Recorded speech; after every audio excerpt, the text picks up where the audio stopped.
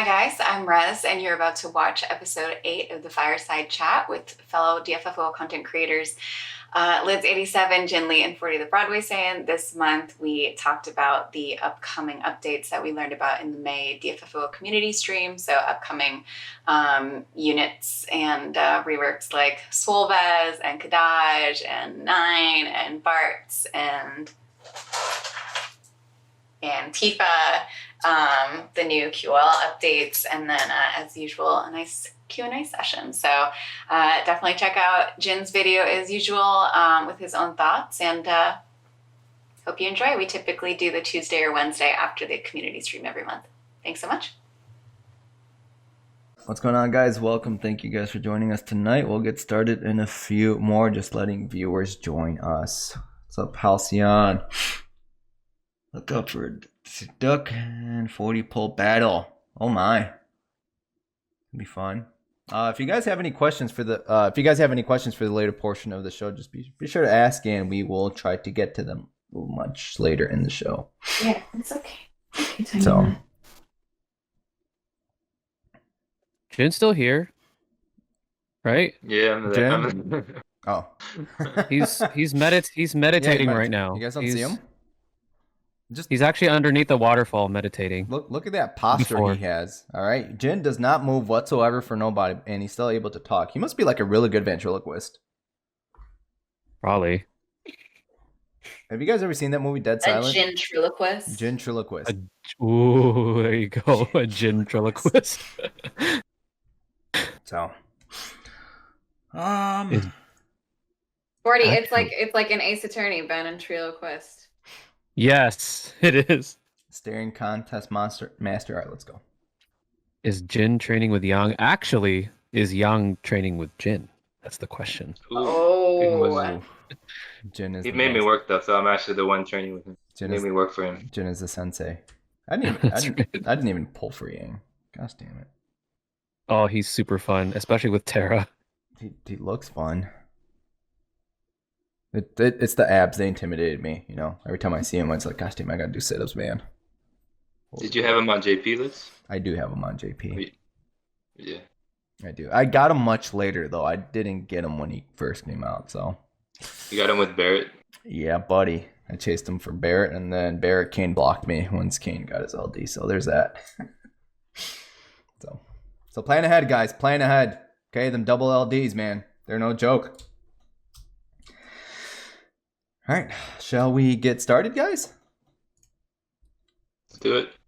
All right, here we go. So welcome, guys, to another episode of the Fireside Chat, episode 8. We're calling this one the Claw, the Monk, Insane with the Hat. This is a monthly podcast for those of you that are not familiar. And it seems like we're starting to do this after the Square Enix community live stream, just so we can go some of their topics as well. So those of you new to the show, if my fellow hosts would love to introduce yourselves, and if you are drinking anything.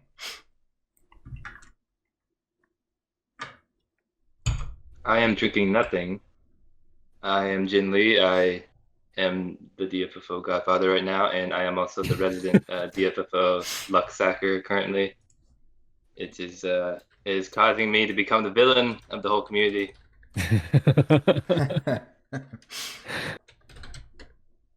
Okay.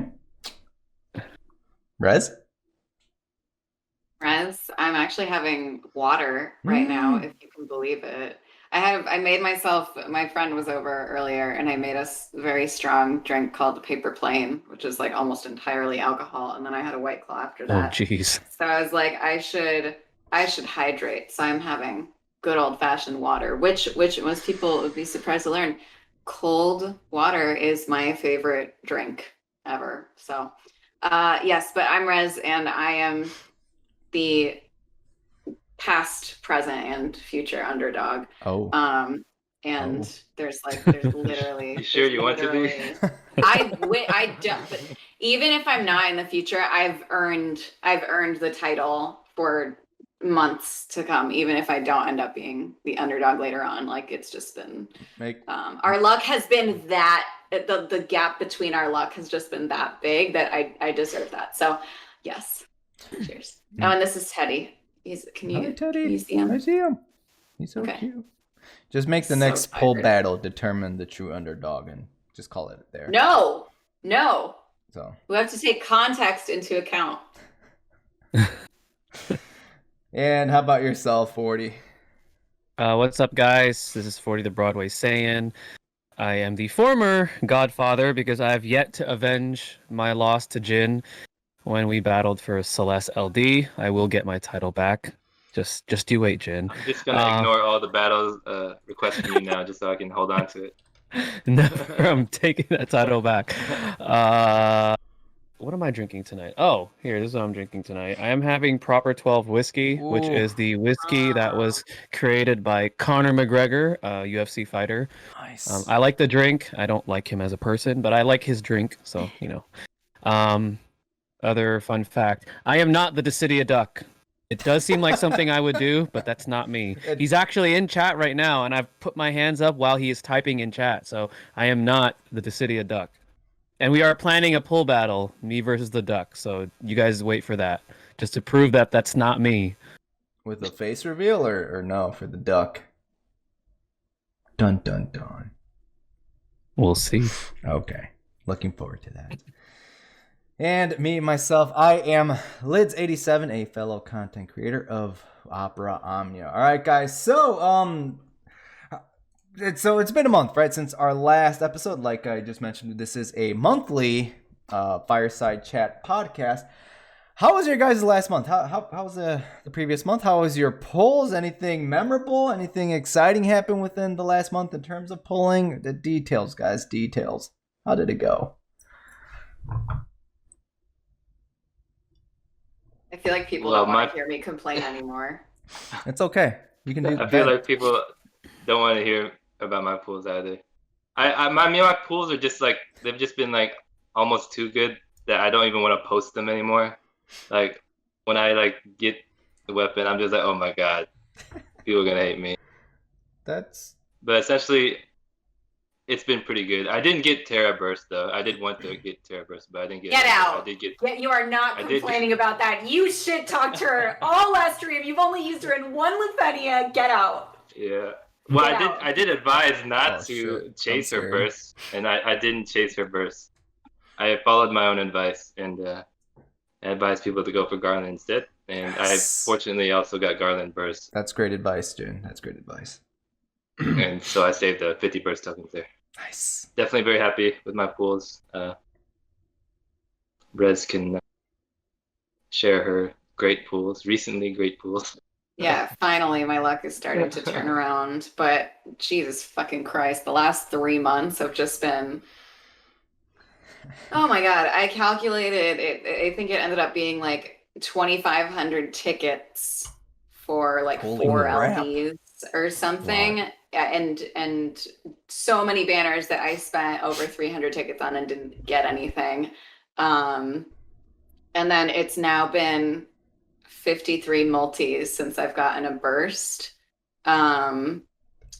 which was last on Aerith's banner. So really hoping that I didn't get Garland burst, which is fine. It would have been nice to get it on the way to nearly pitying the LD, but I unfortunately did not get it. But I'm gemming Swolbez, so hopefully I can get it there. But yeah, the last like 3 months of pulls for me have just been absolute trash, and everybody's probably sick of me complaining about it. So that's okay. It's content. People go to watch the content, right? So that's fine. It's okay. But it's on. It's starting to turn around. It gave me a little bit of a tease with Trey and Tara and Mog, and then it just like dipped way back down. So really hoping that it's not a fluke. I've definitely pitied Predator. I've pitied plenty. Just not recently, that's all.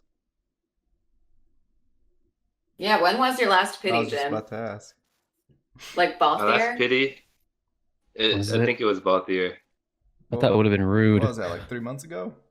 No, Balthier was after Rude. Rude. I mean, Balthier was the anniversary, yeah. Yeah, so it was February. Yeah, 4 months ago, 5 months But ago. it's not like I don't do that many gem pools though. It's mostly tickets. I've only done the amount of gem pools I've done is like counted on my hand. Yeah, so here's something that Jen and I discovered recently.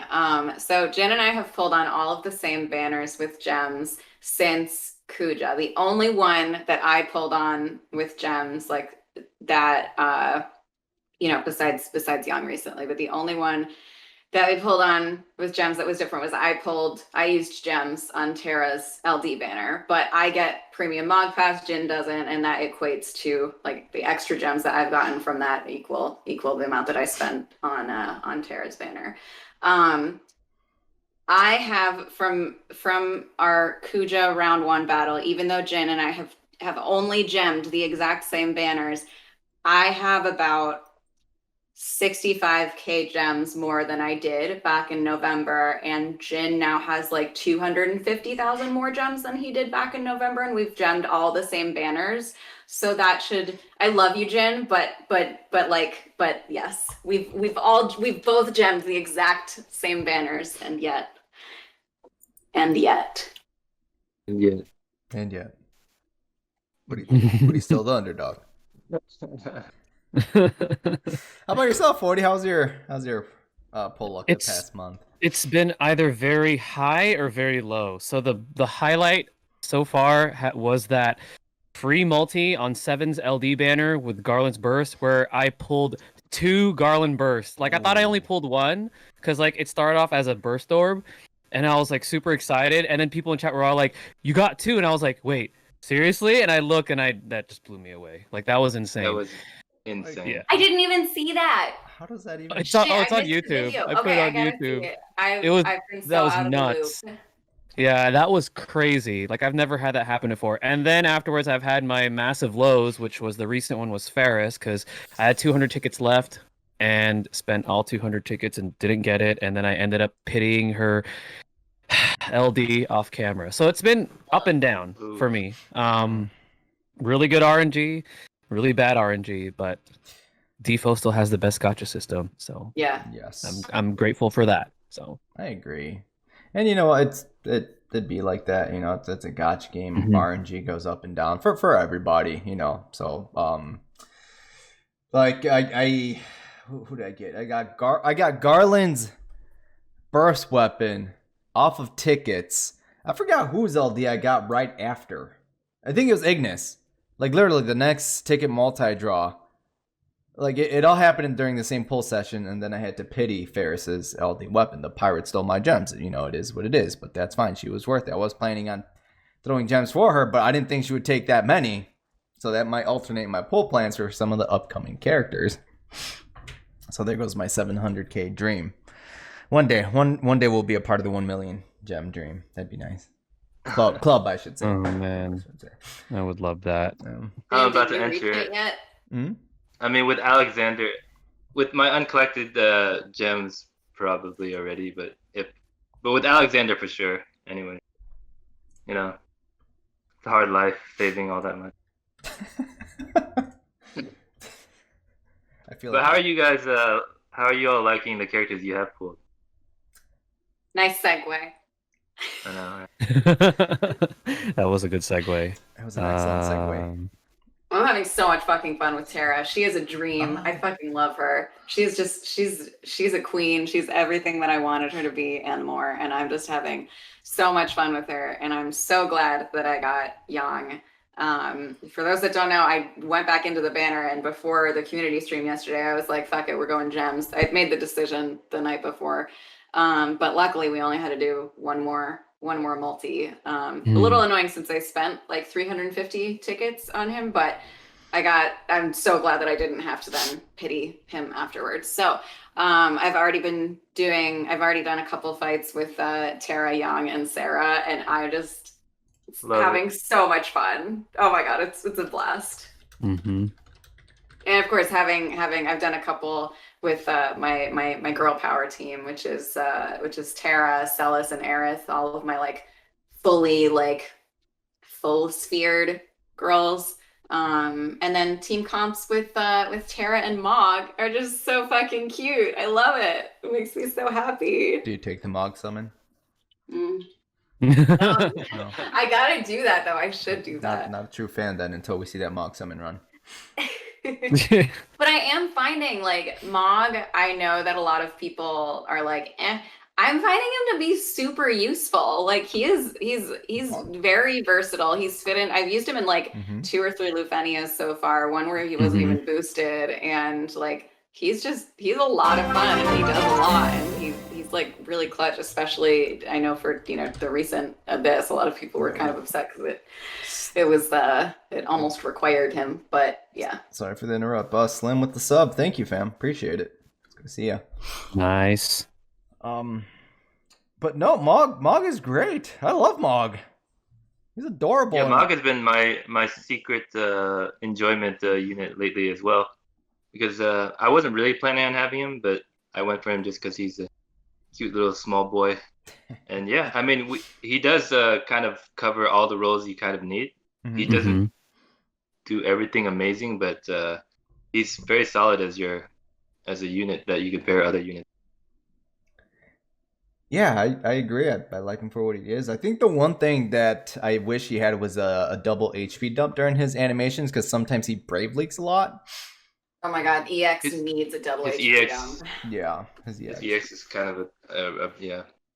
He's always like swinging his little axe around at max. Yeah.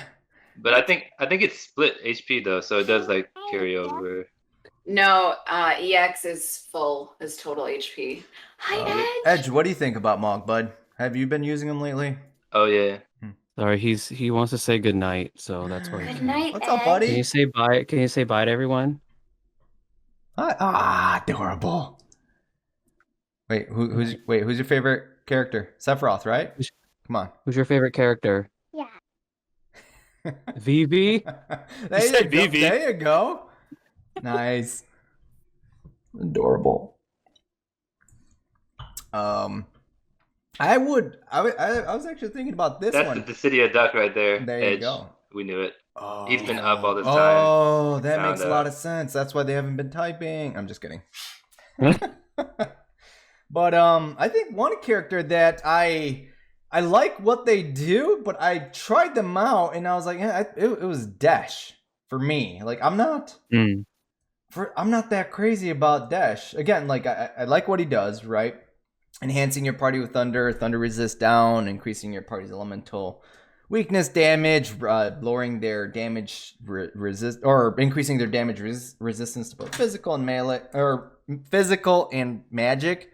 But I tried. I was taking him onto a stage, and I was like, I don't know. I mean, it's a little unfair to talk about Dash in that sense because he's just kind of a returning character with his LD. He's kind of like, of course, the way Stellian was, and like Gao and all them, they return. But I love Gao. Dash is just. But Gao is pretty good. Yeah. Gao's great. Dash is. I think Dash is pretty good though. Yeah, he's fine. But you have to kind of know the fight because of the way that he's built. You have to know if it's like physical attack coming or magic attack coming. Oh, I just brought RNA and delayed the shit out of the dragons, and I didn't even need Dash. So yeah, if you're only bringing him for like the enchant, then he's kind of. I mean, he's okay. Right. But he's actually really good for a defensive unit. Yeah, I'm using him. I got him on the way. Like I was really mad at him because I got 2 LD trying to get Yang LD, and I'm enjoying him more than I thought I did. I used him in the challenge quest for something recently, and I ended up it was the like the Transcendence challenge quest or whatever. And I completely forgot that the birds at the end, they like turn healing into poison, and so I just straight up couldn't use I didn't want to use any of Dash's skills because I also couldn't remember like how much HP they healed, and I didn't want to have to redo everything.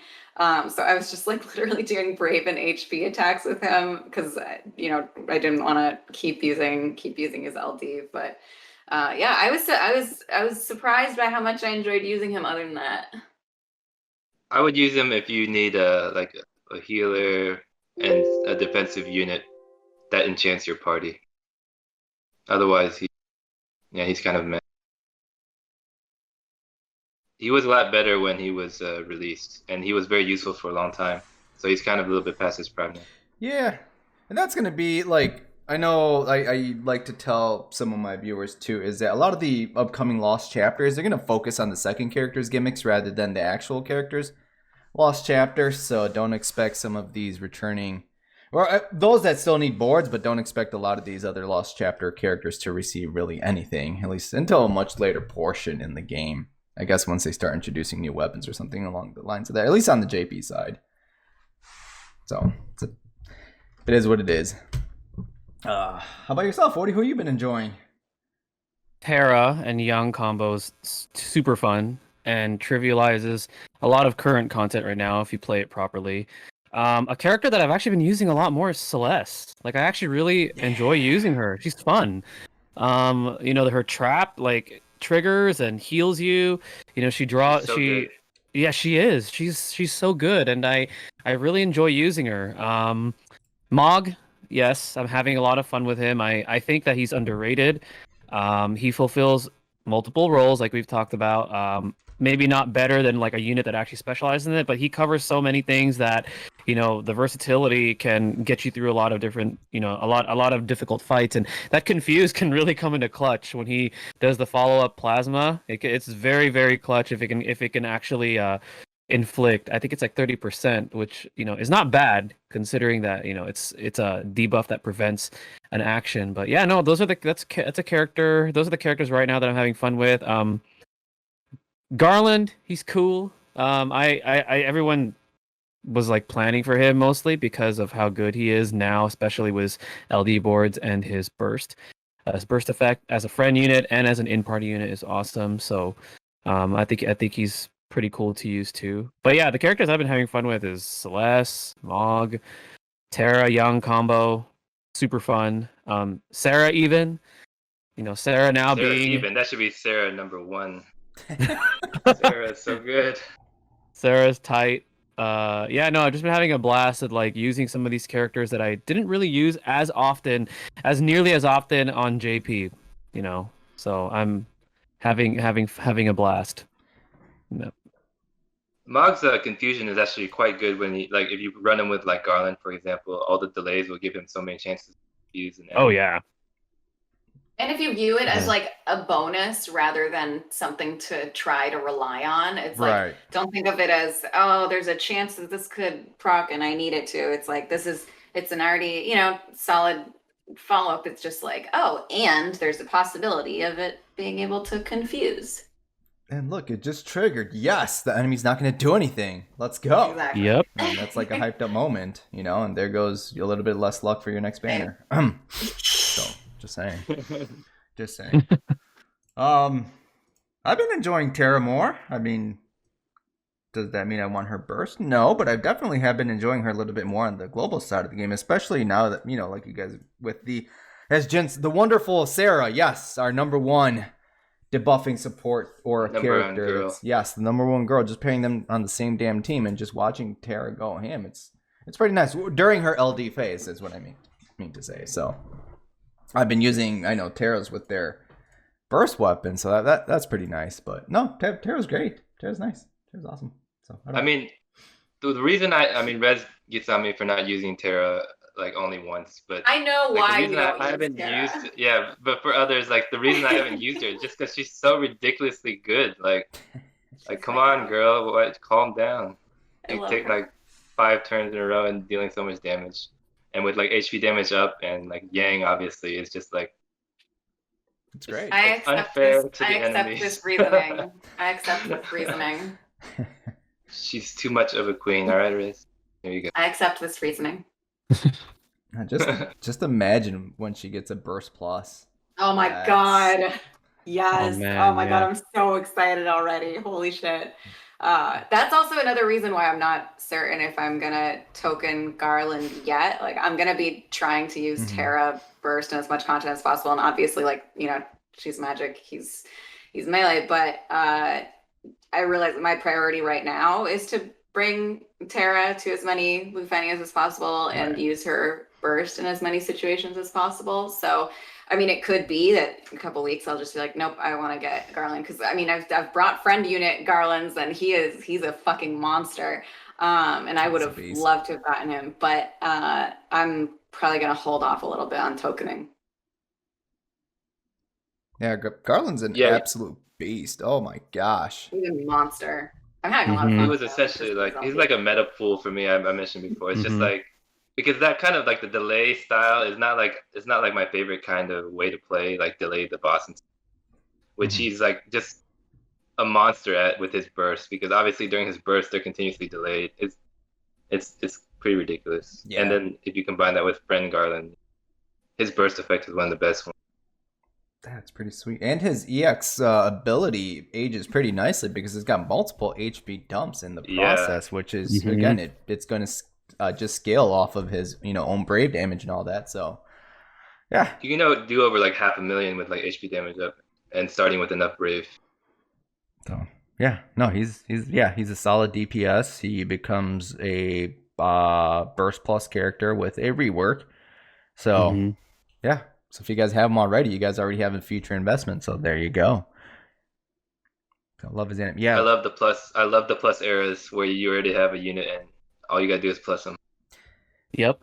Yeah, that's the thing too, that especially like a lot of players should take into consideration is like some of these burst plus characters, look at some of these other their banner mates to see who's going to be repeating with them and decide, like, for example, like the upcoming Bartz, right? Bartz is going to debut with his LDN burst weapon, but do you guys want to pick him up now, right? Who's with him? Is that Tifa? No, Tifa's with him. Tifa's with him. Do you guys Tifa. do you guys want to chase on Tifa's banner, or do you guys want to wait until his LD and Burst come back alongside Ferris later down the line? So, decisions. We need more gems. It depends, like, because usually when they return, they're with another burst, right? So like, Right. people can say they want to wait for Yushitola, but are you pulling for Yushitola at the time, or are you pulling for Zidane? So it's unless you're pulling for both, you got to be pretty gem rich. And it's two different banners, right? Yes. It is two different banners, so it's not gonna like they're not gonna Right. overlap on the same banner. So you have to choose at the next time down the line.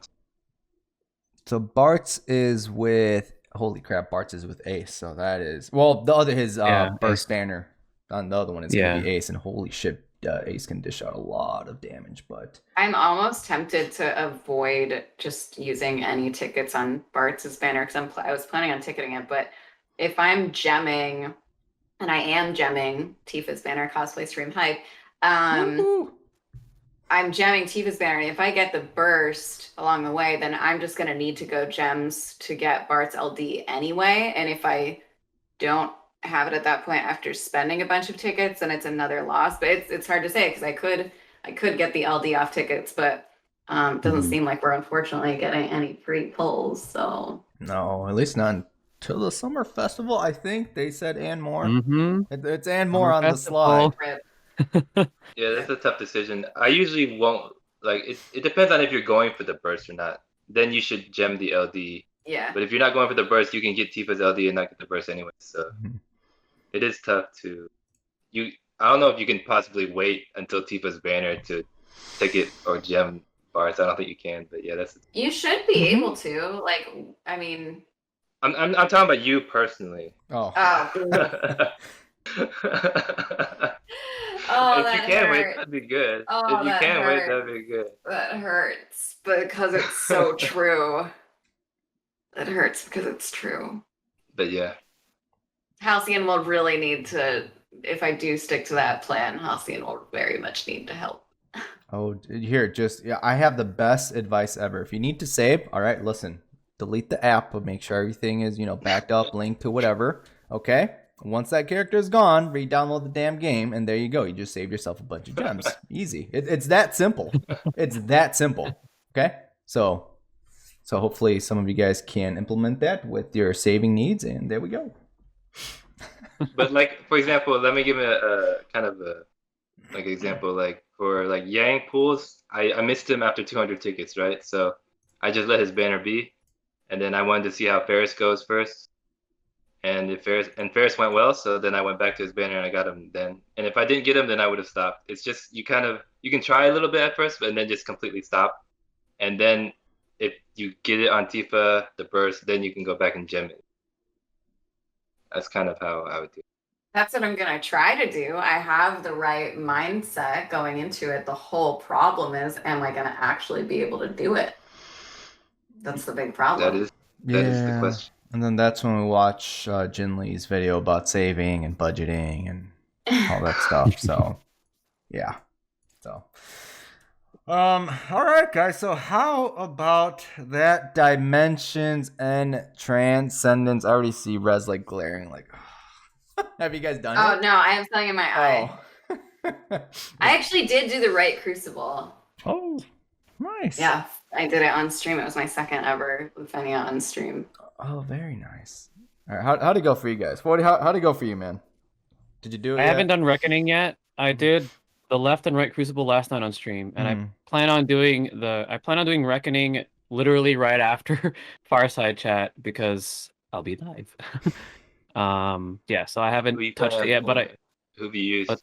who have I used? On the left, I used Garland, Ferris, and what was the other character that I used? I'm trying to remember from last night.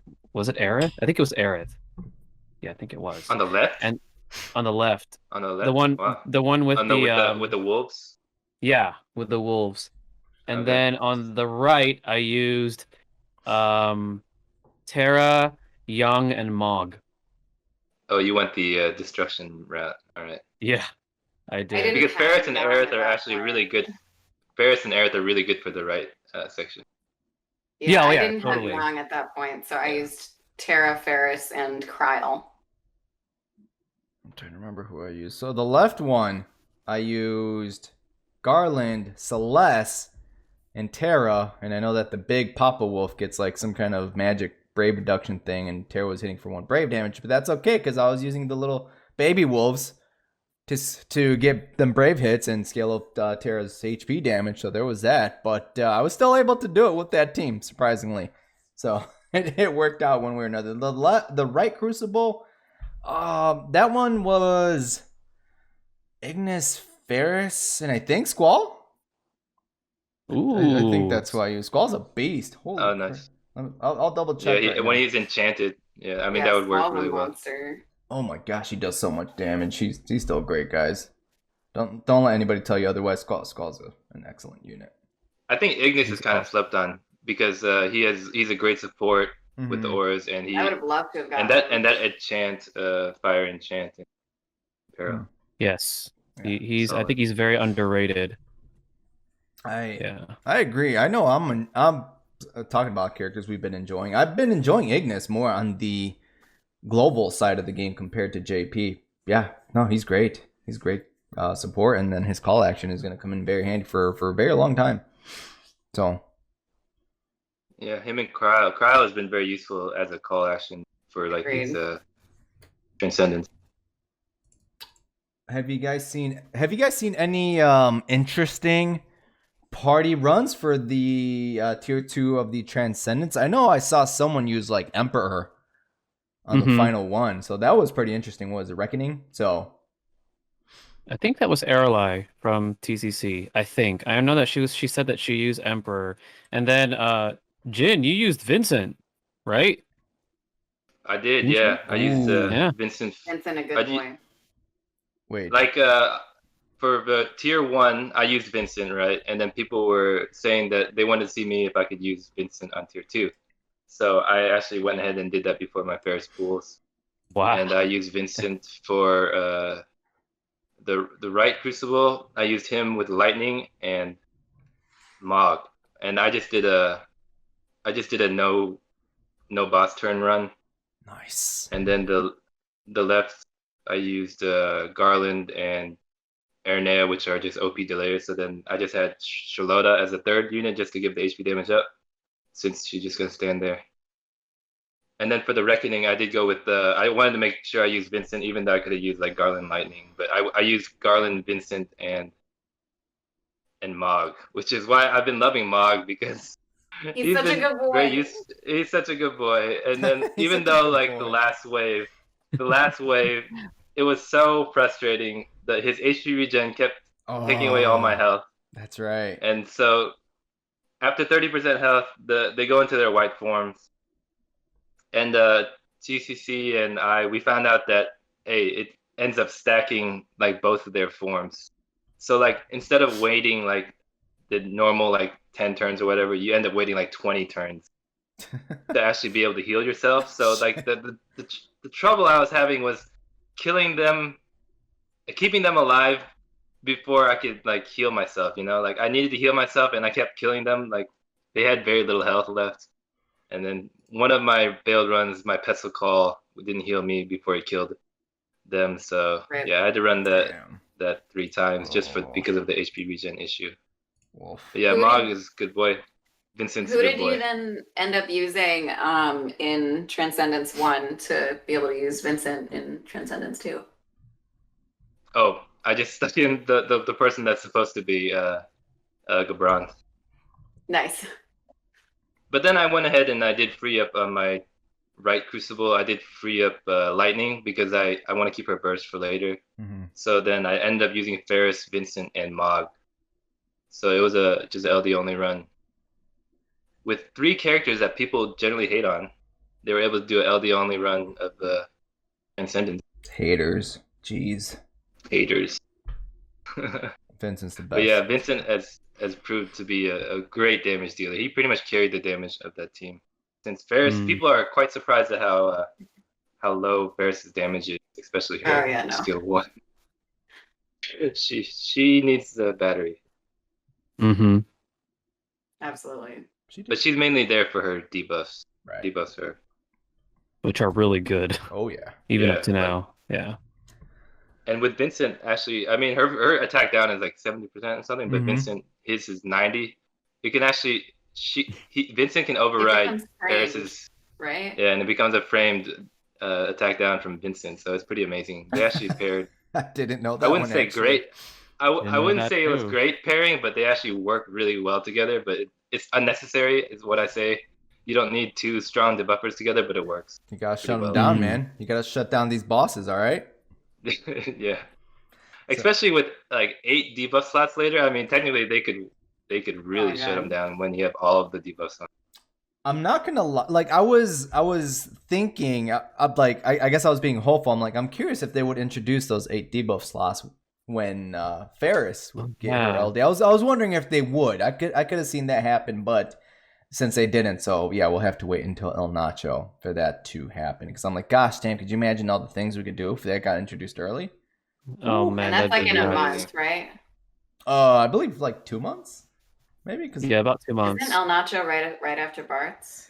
Yeah. Is so he? That's a month. Wait, hold on, let me. Isn't he? He should be in July, so 2 months from now. We're not in June. Yeah, so we're in June in a week.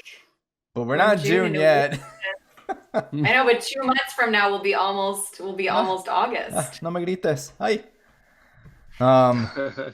But okay, so end of June, early July, that's when we'll see El Nacho, and that's when we see the debuff slot increases.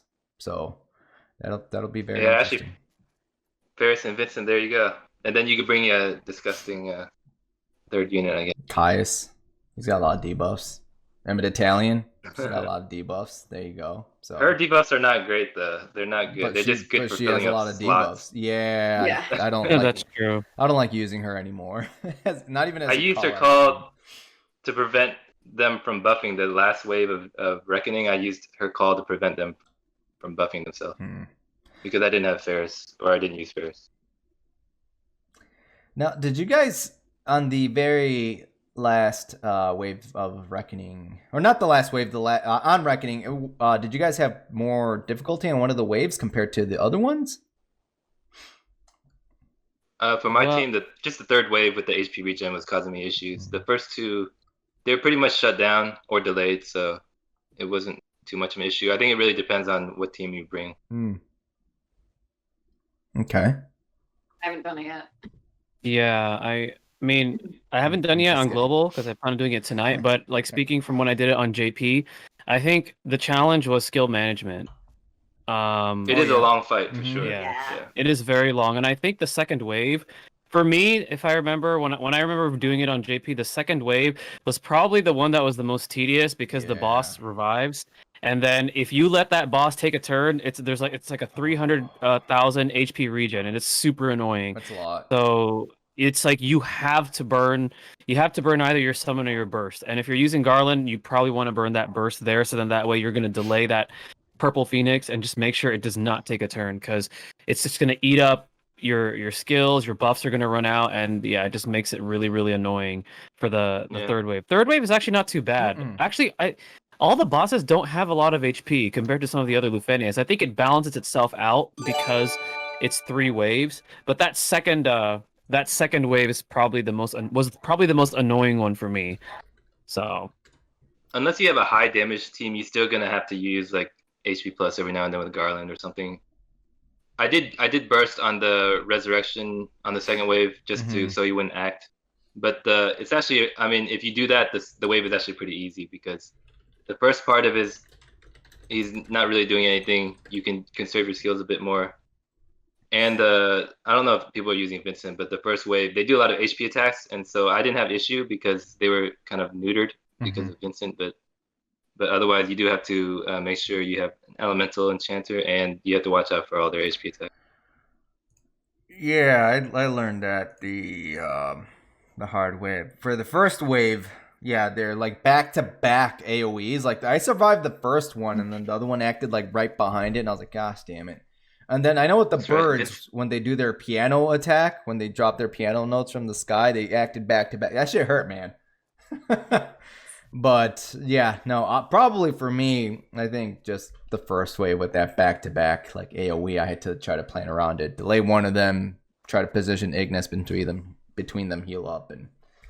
But it wasn't too bad. I still believe that the first one was a pain, even with like the recommended units. At least for me, it was rough. It was a rough one for sure. So I gotta say it, man. Vincent OP. Both times I ran it very smooth. Oof. Tier 1, Tier 2. It's just because of the fact that his attack down debuff just makes him a tank. And like, so the first wave, I had no issues. Any HP attack is just kind of like a minor issue. And yeah, it's just nothing accounts for him. Nothing accounts for him because he's a global first. So that's why they might have, if he was on JP timeline, they might have made them immune to attack down or something. I don't know, like, but since he's not accounted for, it just makes life pretty damn easy. Which some bosses do have, but like you said, it's not a common. It's very resistance. rare. It's very rare. It's not a common resistance, so he can't fit into a lot of team compositions. And the fact that he does 2 elemental types, while inflicting those elemental resists down. I mean, even if he's resisted, just use the other one, or just he happened to fulfill like tons of orbs, like the elemental orb. He fulfills the debuff orb, and then in the tier 1 he fulfilled the debuff orb, and yeah. So yeah, very interesting how he fulfilled the orbs. It was very worked out pretty well for him. Yeah, so that's great. No, Vincent's great, and I cannot wait to see him finally transform into Chaos once he gets his burst weapon later down the line. It's gonna be great. That would be so hype. Oh. I was still like really hyped up when they revealed that trailer about Vincent. I was like, oh shit, he's gonna be going into his Chaos weapon. Gosh damn it. That was they faked us out on that one. They did for sure. I'm more excited for Sarah's burst now. Actually, Sarah was just like so good that I didn't even want to use her because I'll just save her for later. So wow. So are you guys those types of players that don't like to use absolutely busted units to give yourselves a challenge? I think that's just me. That's just you in the group. Resin I like to use my faves as much as possible, and if I have to use like a super meta unit in order to make me be able to use my faves more realistically, then I'll do it. But otherwise, I try to just use my faves in as many team comps as possible. Okay. Because I'm pretty sure I didn't need to free lightning, but I did like the fact that I only have 1 burst used in both tiers, so I like to have. I don't know. That's why I ended up doing entropy. I said I wasn't gonna do it, but I'm doing it again. Where I'm gonna end up with a bunch of unused bursts probably, but how about yourself? I have fun. I have fun doing it at least.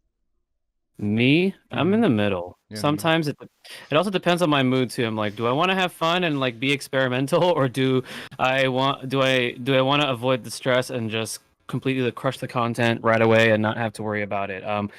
I think right now I've been more so on the experimental side on JP with like the whole Lufenia Plus and stuff. Like it's been a lot more fun. Yeah. Like trying out different comps there. But it's getting to it's I'm already at that point too, but just not more so on the global side. But it is fun to experiment and see, oh, can this older character actually do this, or can they hang, you know? But like I said, it just depends for me on, you know, how long do I want to spend on a fight? Do I want to just get it over with right away? But it is fun to experiment. It is. It's like, oh, you know, because there's just so many characters in this game.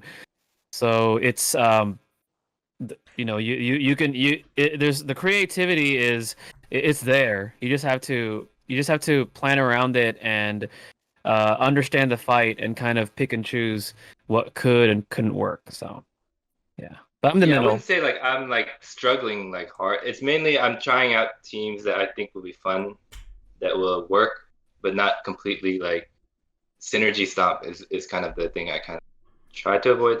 Mm-hmm. But otherwise, it's not like I'm like handicapping myself, because yeah, I did use Garland Burst obviously for Transcendence, and it's really big. It's really useful for that. Right. Yeah, 40. I agree with you there, because like everybody knows how much I procrastinate. So when I've got like, you know, a day left on the Lufenia and I still have a lot of stuff to do, I'll usually just end up asking like Halcyon or Jin or something like, give me the team comp that will absolutely destroy this fight without me having to think that much, because I don't want to have to think about it right now. Because everything is stressful and I just want to be able to complete this fight. So I don't think there's any shame in like just meta stomping a fight. There's nothing Not at wrong. all. But when you do want to have fun with it, you can do it. But absolutely, like if you want to just like meta stomp a fight, then do it, because I absolutely do that all the time. So just ask yourself this going forward: is it a boss fight, and does it resist or absorb thunder? Because obviously, just take lightning, and there you go. You'll steamroll it. Easy. She's ridiculous. She is. I'm on the same page as 40. Sometimes I like being experimental. Other times I'm like, yeah, I'm not going to have too much fun with this. I'm not going to bring Fang and Zell along with like lightning on the same damn team composition. That's not me. I'm done. So, you know, sometimes I just want to That's carrying. Like, Yeah. there's a difference between carrying and just like something that works really well but isn't. Like, for example, when I bring like Garland and Charlotta is a very old unit, but she really helps Garland because of all his. So you're saying she's carrying Garland? Yeah, right. She's the one that's the OP unit. Literally carrying him on her. Charlotta's carrying. Charlotta's strong, and that's the beautiful thing I love about this game. You know, compared to like other games, is that this game, like it comes down to team compositions, and that becomes more true as we progress. Like maybe not at first during Lufenia Plus, it might be rough. Like I always say, is I have a little bit more faith in the global side, just because we know what's heading our way, and I know there's a lot more players that tend to be a little bit more experimental. But as we progress, just if you put together the proper team composition, you can make some of these outdated units work. Because I believe I know Jin was saying like they got carried, but I believe it was Stimpy on the JP side that they used Fang in Lufenia Plus. Of course, it was Vanille with her LD and Lightning when she had her Burst Plus, but still, you know, just seeing Fang used in Lufenia Plus, that's crazy. And she has yet to receive love ever since like. I'm all for it. As long as they're bringing something. And not just doing like one damage for nothing. No, they were like Fang. Like she wasn't like maxing out her Brave damage fully, but she wasn't hitting like one Brave damage either, how you would expect in a Lufenia Plus for an outdated unit. Like she was actually doing some. She does have damage. That OP additional ability, kind of.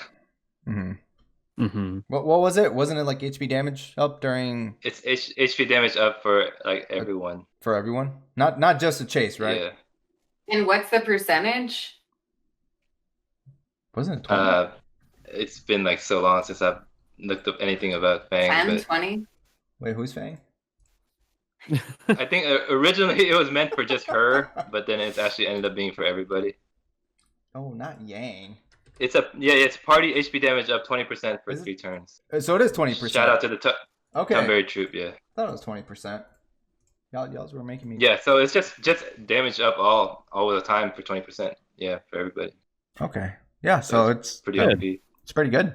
So, all right, guys. So we had the most recent Square Enix community live stream.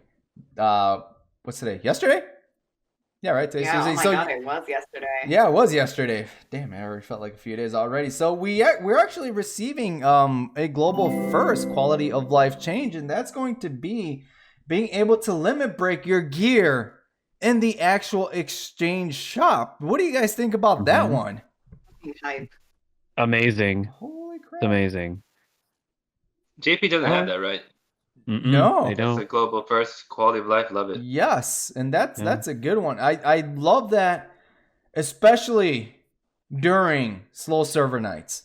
Oh my God, I can't tell you how many times I want to work on these characters' armors, and it takes like 5 minutes just to go into the menu, into the exchange shop, and then go back into the enhancement menus, and then I got to go back like 3 more times. Gosh damn! So this is a great quality of life change. It's crazy. Something so simple. Makes a huge difference. Now, that this also applies to the weapon exchange shop, right? Because this is a quality of life first, and on the slide it says power/guard. So I'm assuming. I believe so. Yeah, it Yeah. should. Okay. Yeah, if the slide states that, yeah, which is awesome. Yeah.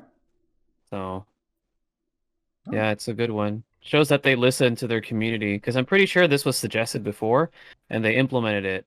You know, and I'm sure that Global takes a look at like what's not working on JP and kind of works to fixing it, which is why I always say all these other mobile games can learn a lot from DFFOO. They can learn a lot from DFFOO. For sure.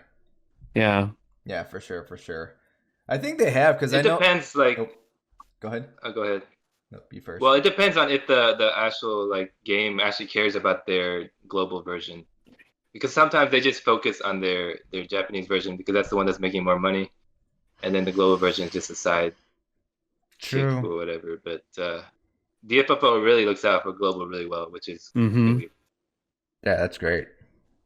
That's great, and I really hope this game goes on for like at least like 20 years. At least we're gonna be like 60, and we're still gonna be talking about Opera Omnia.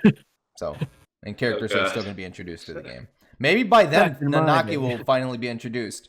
We'll have our third tactics character. Yeah, right. What are you talking about? God. Balthier, that Balthier costume totally counts. But see, you gotta buy the costume though for him to be. Well, if that's the case, then technically Cloud then. So we have 4 because Cloud was in tactics. I've actually never played Balthier in tactics. I know.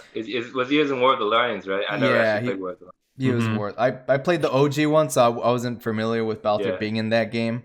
So yeah, same. But OG one all the way. Gosh damn. All right, if they were to introduce one tactics character, who would you guys want it to be? You guys get to pick. I mean, you could say like. Nope, pick one. You could say like the. I mean, everyone's gonna say like TJ Orlando, but I would have to go with like Beowulf. I loved his. Ooh, good choice. Kit. Because if they can have him like with like Rhea the dragon and stuff, it would be amazing. Yeah. But then I hope like Delita gets like the. I mean, spoilers. I mean, like we can have spoilers, like no spoilers. I haven't played it yet. We need the villain. We need the villain. Well, we need the villain burst. We need a villain burst. The game has been. Eventually, we're gonna need a villain burst. I know. And hopefully, it's not Arga.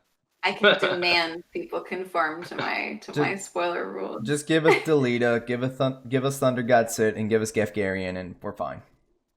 You know, if Do you like I had Gefgarian? That dude.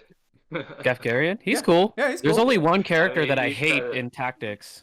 Like, same hatred as... Yeah, I think everyone hates this character, as much though. as I hate Seymour. Yeah, I do. Yeah. He's being mentioned in chat right now. Like, that's the character... Well, like, I think a lot of people hate him, because he's just awful. The way that they wrote that character. If they ever release him in DFFOO, I'll pull for his gear just to have them all, but I'm not gonna level. I'm gonna keep him at level 1. That's what I do with Seymour. That's what I do with Seymour. I have his EX purpled because I gave the spear to my girl Tara. He's sitting there with a fucking 1-star staff and a 1-star armor. I refuse. Yeah. His actual name is Argus. It's not Argath. Okay, you guys gotta go with the OG. Wait, what name. do you mean? Oh yeah, right. Before they changed the names of some of these abilities. Algus. Right, yeah. Which one was that one? Yeah. I forget. Argath was Yeah. War of the Lions translation, where the translation was where like the dialogue was fixed. It actually felt like almost like a Shakespeare kind of a story, like the way that they were talking and everything. It was really cool. Also reminded me of the French Revolution, the way that the story progressed in tactics. Oh, So, that asshole! I'm just kidding. Yeah. Yeah. I do plan to play the War of the Lions Visions. I mean, I do have it. I just haven't got around to it. Yeah, I yet. don't But like I did Oh, hear you'll it's a love lot. It's pretty good. I heard it's pretty. I don't like him. I don't like this guy. I don't know why I thought you guys were talking about the guy that you have to solo with Ramza and that like hallway and freaking demons come out and Oh, Weegraph? that was yeah, tough. him I want to That see one in the was tough. game. Oh my god, Yeah, was he'd be tough. dope. he'd be cool in the game. And That's the fight where you can get stuck. Like Yes, if you can't beat them, you're stuck. You're kind of screwed, especially if you saved Yeah. before that fight. You're kind of screwed on Yeah. that fight. man, Yeah. it's just If so... there is, Mhm. oh, go ahead. No, Oh, I was gonna say if there is a tactics character that I want to add. I know a lot of people say TG Sid, Delita, Mustadio, but I want to see Celia and Lead. Anybody remember them? They're really cool. I don't know Are they if the Jin remembers them. assassins? which one? Yes, assassins? the Ultima Demon Assassins, Oh, but they have the to be. dancer assassins. Yeah. They look The like one- dancers, but they're dope. They're super cool. Yeah, they're with the vampire guy, right? Where you're like stealing all their weapons.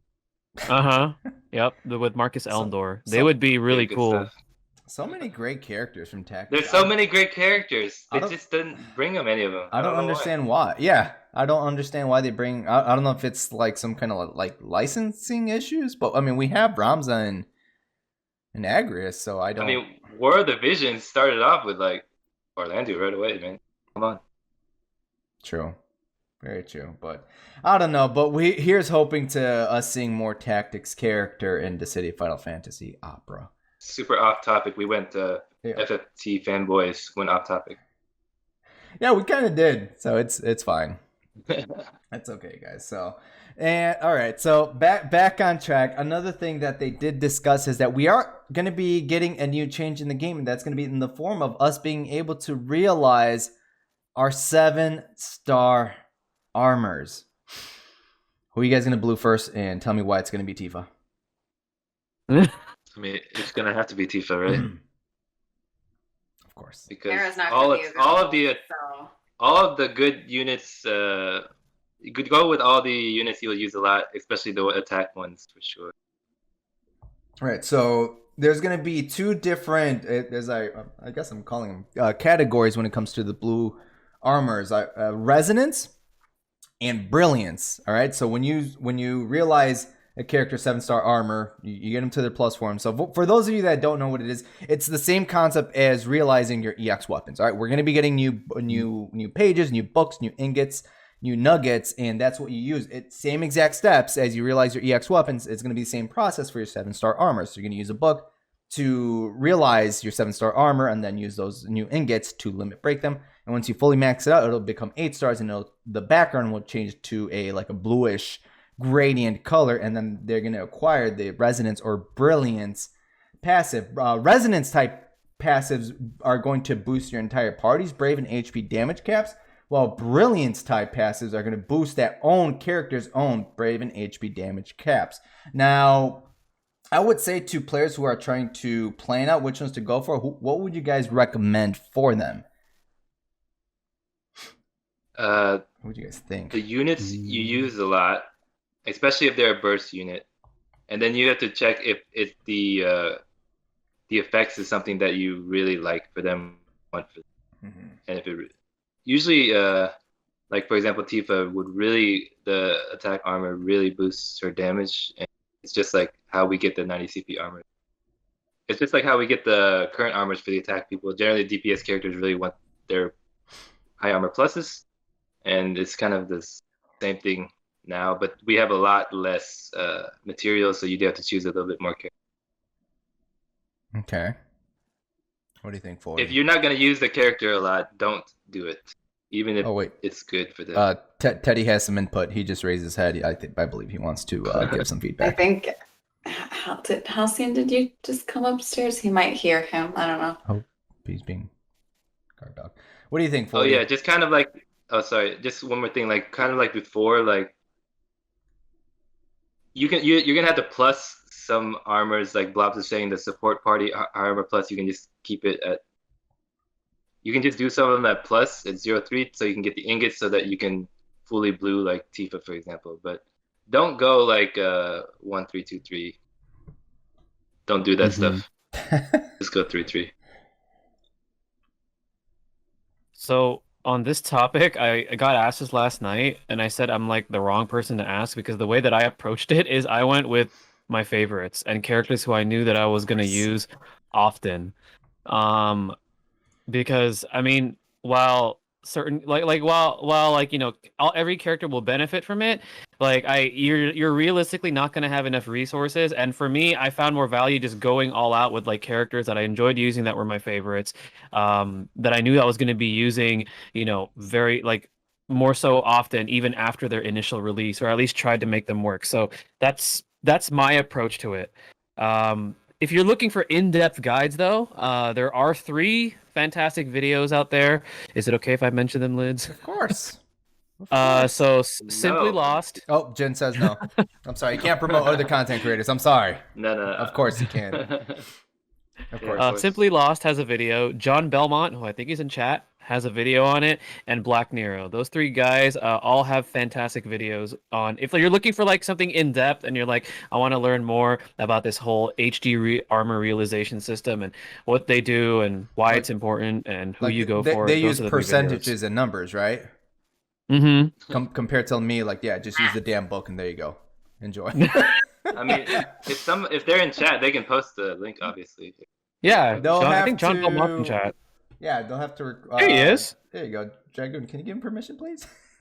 Because if they post, I got my Nightbot set up to block. Because I've seen other content creators and the spam bots and them suspicious links to naughty websites. Yeah, yeah. It was 40, right? 40. Yeah. Oh yeah, 40. And you too with your fans only. So just saying. I know you guys just spam bots out there for that, but no. But I definitely agree. Wait, before Rez. Thoughts on the upcoming? It'll probably be Tifa. If Swolebuzz is nice and gives me his burst, then we'd be able to be Swolebuzz. What we really need is a maskless Swolebuzz. We need an after years Swolebuzz costume. Oh yeah. Or is that without his not just helmet? Maskless, shirtless? Right? He has to be shirtless and maskless, please. Yes. You have to be shirtless. Gosh damn it! I gotta do more crunches. Yes. Gosh shit, damn it. Yes. Why are they all so buffed and ripped? But I'm on the same page as Jin. I would say when it comes, I personally when it comes to their high guard armors, I've always said to like go for the supports because like always boost up your entire party. Of course, if it's a DPS, an attacker that you're gonna be bringing constantly in your team compositions, you want to definitely bring them. But I've always liked doing the supports. Why boost just one character when you boost your entire party's overall damage? But as Blobs mentioned, an excellent point would be just get that character, realize it, give your entire party a little bit of that boost, and then focus on your attacker. Because that's actually the smart way to approach it. Because as now 40 said, some of these resources, of course, like at first, especially as like when we first got EX weapons, realizable EX weapons, these resources are going to be scarce. And I don't really recommend for players to exchange your purple tokens for them because there's going to be a change to the shop where you can exchange, I think it was 10 purple, right, high guard armor tokens for 5 of these new nuggets. I would rather you guys have, some of your entire roster with them new high guard armors than spending like what? The equivalent to 2 7-star armors just for 1 ingot. So yeah, that's going to be a lot. Maybe later down the line once they start handing these things out like candy, perhaps. But no, if you're a newer player, I highly don't recommend you guys exchange them. Have they started handing them out like candy on JP? Not really, right? No, not yet. I think it depends on. I wouldn't say it's like candy. It just depends on who's been hoarding and who has been not. Some people don't have issues. Some people have issues. If you're a hardcore you have to just hoarder, responsibly spend. Yeah. Just responsibly spend them. Mm-hmm. Yeah, if you're a hoarder and you plan out your stuff, maybe you have the capabilities to do so. I actually don't know. Fody, do you know? Or any of you guys, truthfully, do you guys know if they actually sell them? Like, you actually pay money for them? I'm not sure. I don't buy anything on the JP side. They do have bundles sometimes that do feature them. Okay. They do. We're talking about the books and the new ones. ingots for the HD armors, right? Yes. Yeah, they do. You can, but they're not often like they don't put them out for sale as often as like, EX realization books and ingots. But they do. And they recently did materials for Burst Plus, which I thought was like, oh, okay. Was it like $5? I feel like Geo might release it earlier because they did release I think so too. Books and ingots like immediately, almost like. Oh shit. JP had like a huge was shortage, but then Geo like immediately they just released the bundle. It's like, hey, if you want you don't want to have shortage, you can buy them. Well, payday is so Friday. They might do the same thing. They might do the same thing. Okay, I was just curious because I know Geo Wales. We got to keep the game going, so try to pick up some of those bundles so everybody else can enjoy the game. But I mean, if you're a free to play player, just try to choose wisely. It's not it's not an issue, truthfully. Just over the course of time, it'll be fine. So yeah, all right, guys. So check out some of those resources that 40 mentioned if you guys want to familiarize yourselves more with these new High Guard Armor Plus armors. So, all right, what do we have next? What do we have? Oh man, the upcoming summer festival that's going to be near the end of June. So what do you guys think is going to happen with that and more? And I'm going to hand this over to 40 because I heard that you made an interesting speculation in terms of a surprise. I did? I don't know. I just heard that you said it was going to be a global first. That's what I think it's going to be because because Josh was clearly like emphasizing on that and more. And you know that when he did that whole thing with Vincent where he was all like, if there was ever a time you guys should be excited, now is the time to do so. It's like, and it seems like whenever something big is about to come out, he tends to say something like that. So that's why I'm like, I think that's an indication we're getting a global first LD. And it kind of makes sense because the last one we got was in February for Vincent. So it has been a minute since we've seen a global first LD. So I think it's going to be a global first LD. And I hope not. we'll, as far as who it is, we'll see. I know. I feel you on that when it comes to resources, because when it comes to resources, it's like, oh yeah, it's going to be painful if there is going to be another goal first LD. But at the same time, it's exciting. Right. And if it is a goal first LD, I want it to be Rydia, because that's instant pity right there for me. Some people are saying oh my Lulu. God, Rydia or Lulu, please. Pity. That's going to be Rez and I's pull battle finally. Yes, for the goth waifu. Yes. What do you think, Jay? Global. I don't know. For some reason, I don't have my hopes up that much. I don't either. I felt like Josh would have made a bigger deal or something. Like it felt like he didn't even give any like hints or anything. I didn't notice it. It might be just like an abyss with the Galoof or something. I was in a meeting. I couldn't hear. They've been scheduling my meetings around my work meetings around the Square stream, so I'm just there like, wait, quiet down, guys. Hold on, Josh is talking. But I think it's just Galoof, because I know they kind of did the same thing with like Sarah. Oh, we're gonna get something like a surprise or and more kind of thing last time, and it was Sarah. She did get, of course, she did get changes when it came to her boards, but and then like they didn't even mention Ignis last time, and we got Ignis. So I really think it's just Galoof with his LD. That's the and more big surprise, and he's actually a very powerful character, guys. Just saying. Yeah, I agree. I think it's Galoof LD. I highly doubt that we'll be getting any surprise global first LDs for like a while.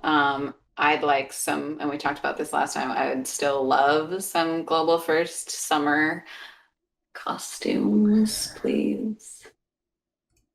So I know you're saying a while.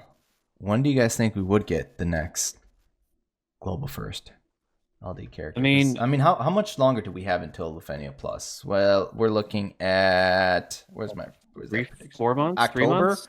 October, right?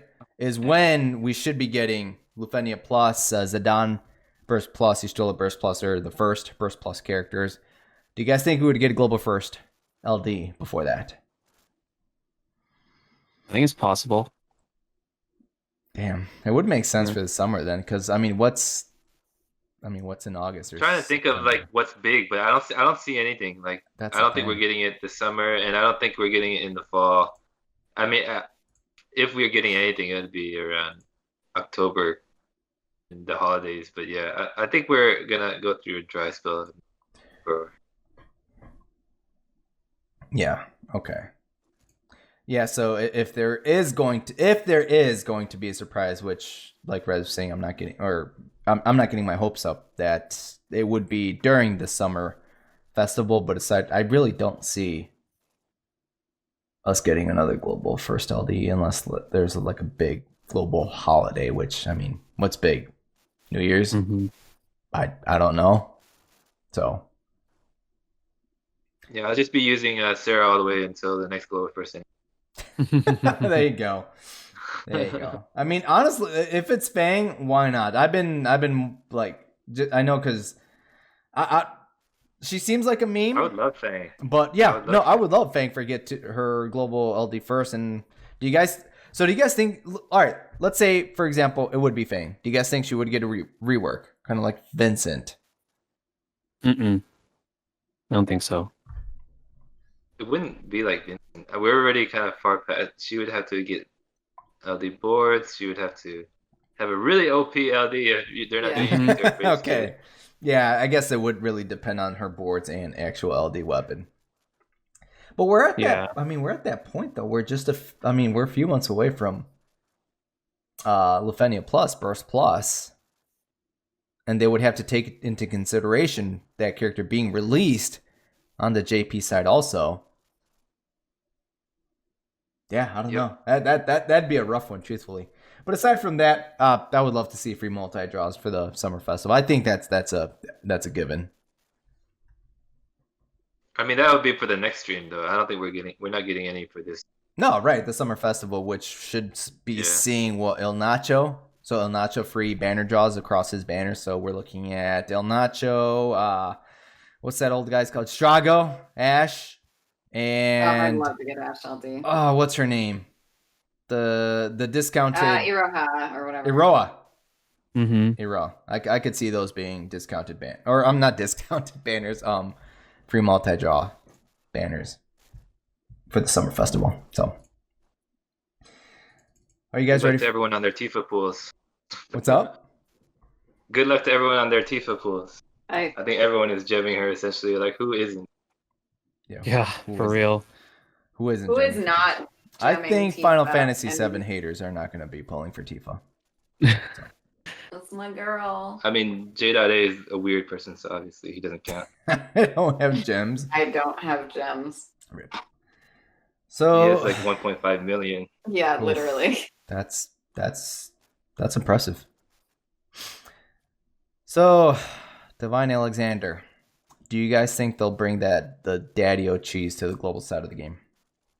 I don't think so. Oh, damn it. I mean, they fixed it within a few days on JP. Fine. And I mean, if you take a look at how the Yuffie cheese is still there, and they kept that in there and didn't do anything about it. This one they actually fixed. So I'm pretty sure it's gonna be fixed the moment that the event releases. If it's not, then that'd be cool.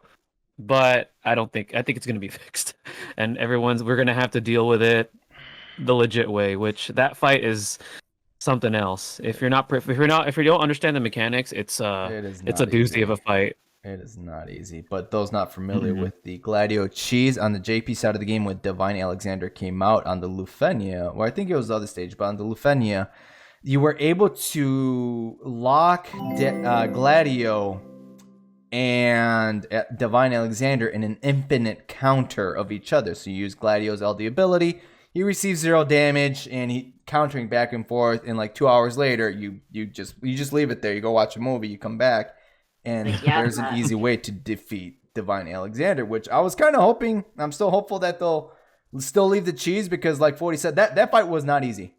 Oh, that fight was not easy. All I remember was my party getting broken, low brave, and all my party members got confused, debuffs. It was not pretty. It was not a pretty fight. So, what do you guys think? Yeah, but I think it had something to do with eye brave, like Gladio's eye brave, right, or something like that. I know that I remember having to remove passives and making sure that there's very specific thing that you had to follow, but yeah. Oh, some people are actually saying that it's still doable, but it's a very, very specific setup now. Like it's harder now. But I don't know if that's going to require future characters that we don't have yet or whatnot. But as far as like how easy it was to set up when it first came out, I don't think it's going to be present. I think it's going to be patched. Damn. Oh, there we go. Okay, Light just confirmed it. There is a newer strat, but you need later characters, which I mean, at that point, you know, that's with using, I think, what was it, Beatrix 8 and Yuna, that like the millions and millions of damage. Oh yeah, Yuna's burst summon. Yeah, and 8 just keeps countering over and over and over and over and over. Yeah, and it doesn't stop. So do you remember who you used on the JP side of the game, 40, for that fight specifically?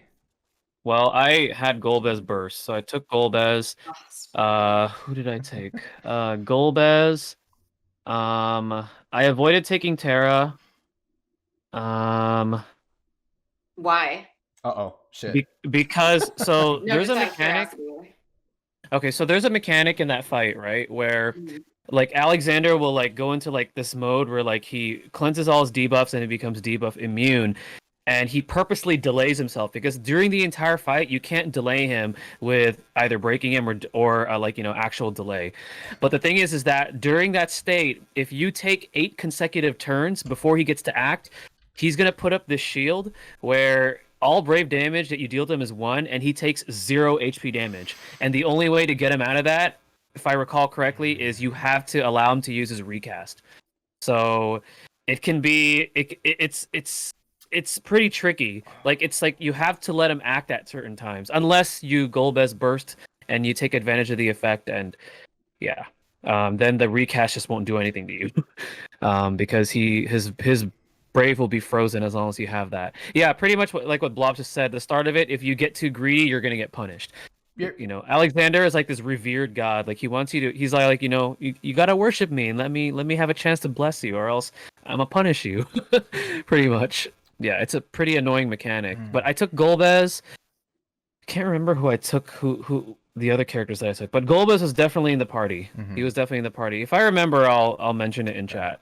I know for me, I couldn't do it at first because of those mechanics. I know you guys, like everybody's familiar with, you know, previous Alexander fights. He enters these like few turns where you have to break him. If not, you're gonna get nuked. I think like you have to break him like 3 times, and he like massively he caps out on his brave all the way. I remember Saz when we got the ultimate Alexander back in the day. Same concept with Divine, but of course now it's Lufenia difficulty. And for that one, at first I couldn't do it, but when I was able to do it with Kadaj. Kadaj helped out when the portions where Alexander would massively brave heal, and Kadaj, you know, he stops brave gained and he saps it for himself. That really helped out a lot, and I was able to do it with Golbez with his burst weapon. Hope was on the team, and Kadaj himself. So, and Kadaj having the first gold frame debuffs, gold frames, you cannot remove them no matter what. At least yet on the JP side, perhaps one day they will be removable, but to this date you can't remove them. So when Alexander tried to cleanse himself, that debuff was still on it. So Kadaj was a huge help to that fight, at least for me on the JP side. Yeah, that was rough, guys. But good, yeah. Have fun on your grinds. I'm definitely looking forward. Anything that's challenging, I find interesting. Are you gonna bring Vincent? I don't actually know too much about the fight currently, but okay. I mean, outside of the chaos fight, I only know, but I don't know like the mechanics of the defending orb or anything. I haven't looked into it yet. Oh, let me see if I can look it up. How about you, Rez? Are you excited? You're looking forward to it? God, I still have every Lufenia fight that's available right now. I still have to do, so like that's so far from my mind right now. And I mean, honestly, that's not a bad plan. If you guys are a little bit newer players and you guys are having a little bit difficulty defeating Lufenia content, if it's permanent, you don't stress about it. It'll be there forever. You can always come back later and just steamroll it with characters like Sid Reigns later down the line, like kind of how I did on the JP side because I didn't have Onion Knight when those Medusa fight things happened. So just saying. Or you can be like me and just procrastinate until the very last second and then stress yourself out immensely trying to finish it in time. That too. That's the Arab way. So Divine Alexander, the increased condition is doing dark damage, increased by 5. Yeah. It's gonna dark damage. Dark damage. Well, there's Vivi. Vivi's gonna make a shot. Mm-hmm. Yeah. Yes. Vivi. Zonde. Yep. T-Pose or T-Dab, whatever shit his name is. Or you can try Leon if you want to really dig deep. Would that work though? Oh man. No. Bosch will help Vivi stay alive. I don't recall if I really don't recall if Alexander ignores those conditions when it comes to HP damage reductions. But if you're gonna put Vivi on the same party, you gotta protect him with Bosch. If he doesn't, then you'll be fine. Vivi's a good boy. Oh, there we go. So, but I mean, aside from that, guys, have fun on your grind, right? Get them tickets, get them gems, recover from them Ferris pulls, and save them for Tifa, who should be coming real soon.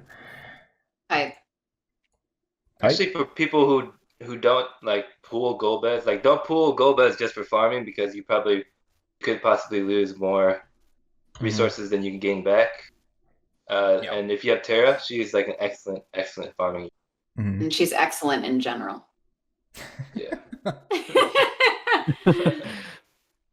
Always. Oh, have you guys thought about who you guys are going to be bringing for your auto plus units yet or not? Not yet. Just curious. Probably Golbez. Because we have Golbez, Shadow, Laguna, VV, Hope, Thunkred, and Hope. It'd probably be. I mean, if I can get Golbez, assuming I can get Golbez, it'll be like, Golbez, Hope, and Vivi. Mm-hmm. Yeah, that's probably what I'll go with. That's a great team. Yeah. But if I don't get Golbez, then probably Terra. But that would. I would have to be a pretty bad banner for me not to get Golbez. Can I just say this one thing, guys? We've been saying his name wrong. It's Swolbez. So, Thank you. Oh. It's Swolbez. That's how I've referred to him every time. Is it Theodore or? Theodore's is the real name. His real name. Theodore's right here, and I love that that's they his share name? Golbez. Yeah, that's Golbez's You real guys name. just spoiled Theodore. the whole game. I don't want to play it anymore. I don't want to play Final Fantasy 4 anymore. Thanks, guys. What? I'm just kidding. I'm just kidding. 6, Liz. You and Jen have to play 6. I'm sorry. I'll do that after I play Chrono Trigger. Yes. Wait, 40, you've played Chrono Trigger, right? Yes, I have. Okay, Rez, I've played it, but I haven't beaten it. Does that still count? Is that fair? So has Jin. Jin's played it but hasn't beaten it, so no. God damn it. Neither of you. It does not count for either of you. All right, fine. Chrono Trigger collaboration when? All right, so any of the upcoming units, do you guys have any thoughts about the upcoming units? Any of the upcoming units that you are excited about? So we have Kadaj, we have Bartz LD, Burst, Panello LD, Spoonie Bard LD, Boards, Palom LD, Tifa LD. Are you guys excited for any of them? Are there any of those characters that you guys would recommend to OG players, newer players? Tifa, Rez, she's already making a statement right there. I mean, besides Tifa and more than likely Bartz, because I think those are the two characters that have garnered the most hype for this month.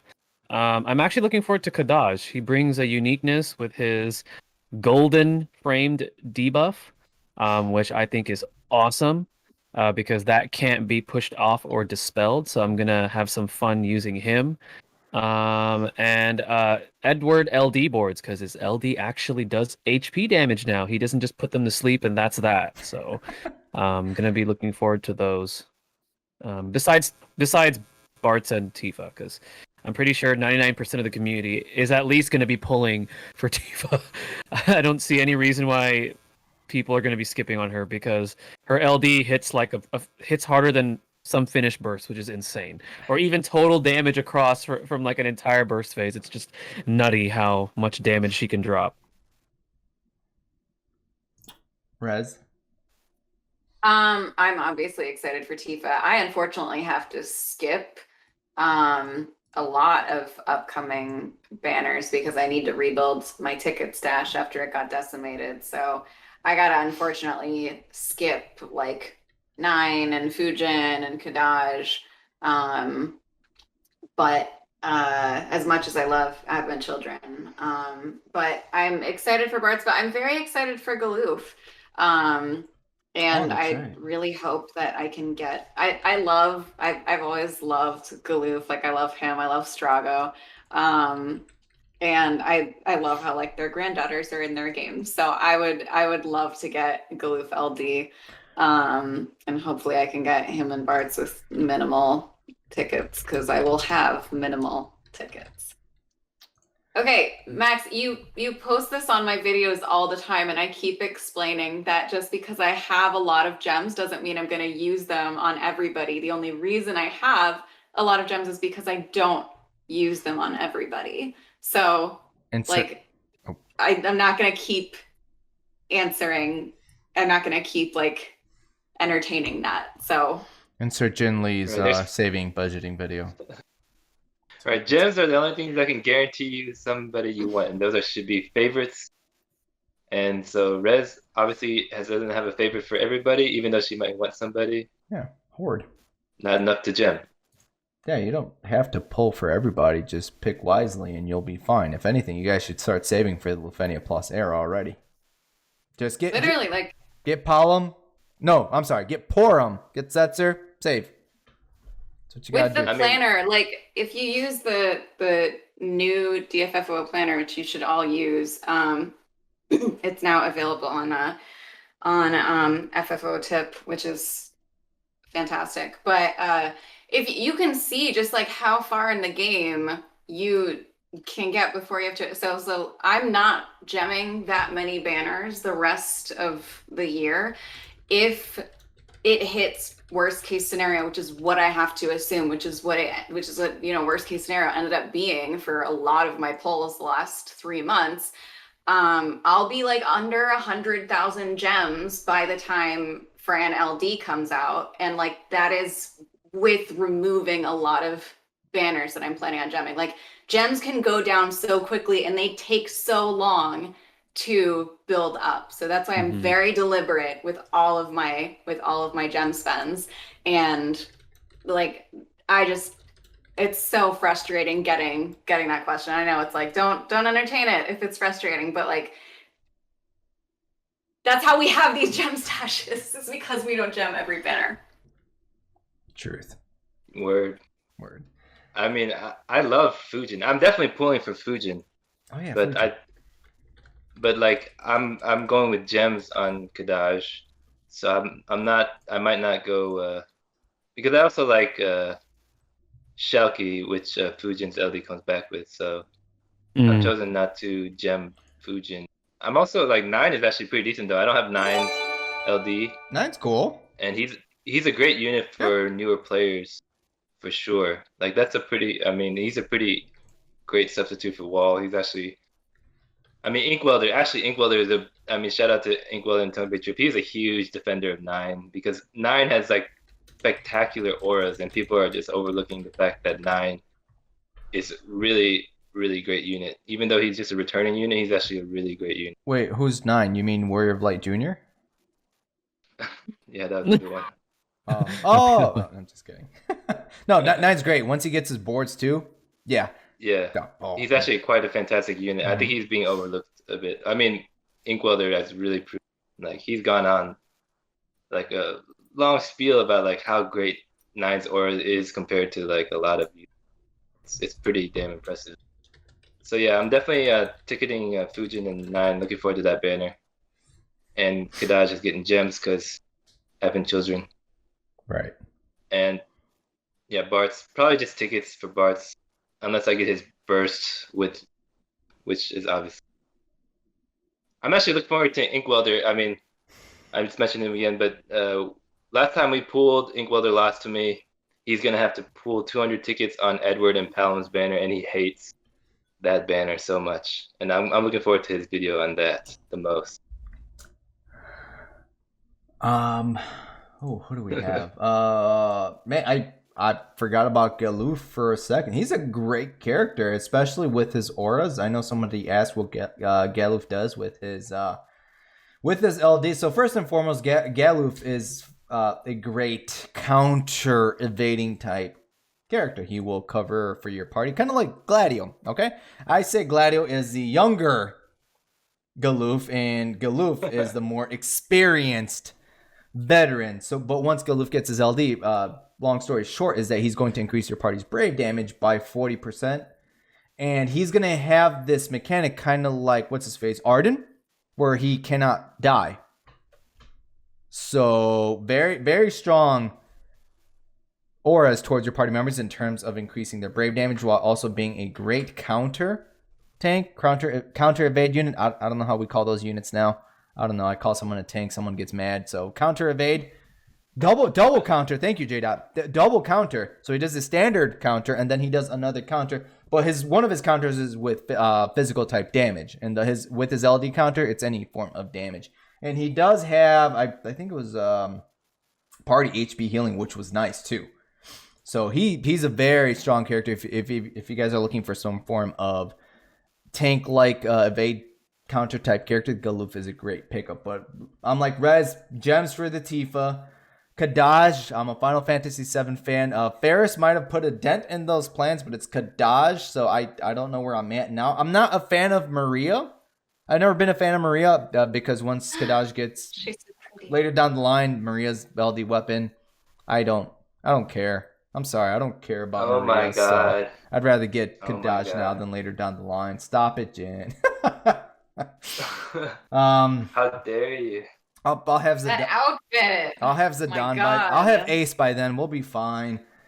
But aside from that, Bartz. I'm very excited about Bartz, especially because he's a very powerful burst plus characters, and I'm going to try to push for players for him, if they don't have Ferris and they want to pick him up later down the line, because he is run alongside Ace. When Ace gets his LD and burst weapons, burst plus, and Ace is a very powerful magic attacker during that time. So, yeah. So that's who I'm excited. I mean, you're gonna have to pick up his burst for his burst plus. Yeah. Chasing his burst.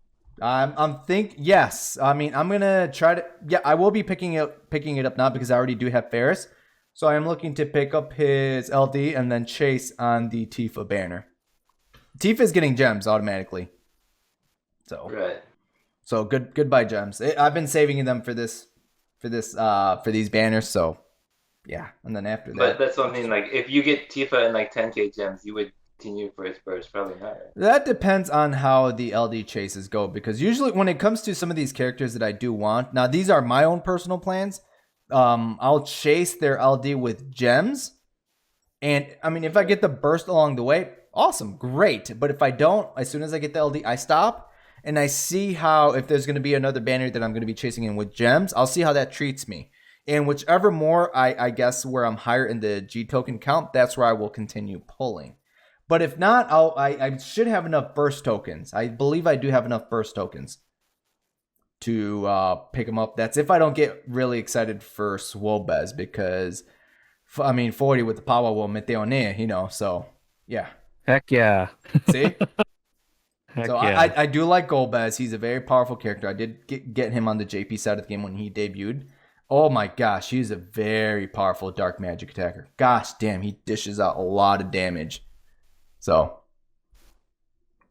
yeah, we'll see what happens. So, some art of Swolbez like mask off, and I'm just like, this is the Swolbez that I need. This is the Swolbez that I need in my life. Look at that hair. What are they called? He's beautiful. What are they called? Lunarians? Lunarians. Lunarians? He's beautiful. Wait, who's he making out with? I can't really see. No, he's holding his younger brother. Oh, I can't tell. He's hugging Pestle. Oh. He's hugging Pestle. Word. Okay. I haven't played it, so I'll have to. Does that mean I have to play the after years too?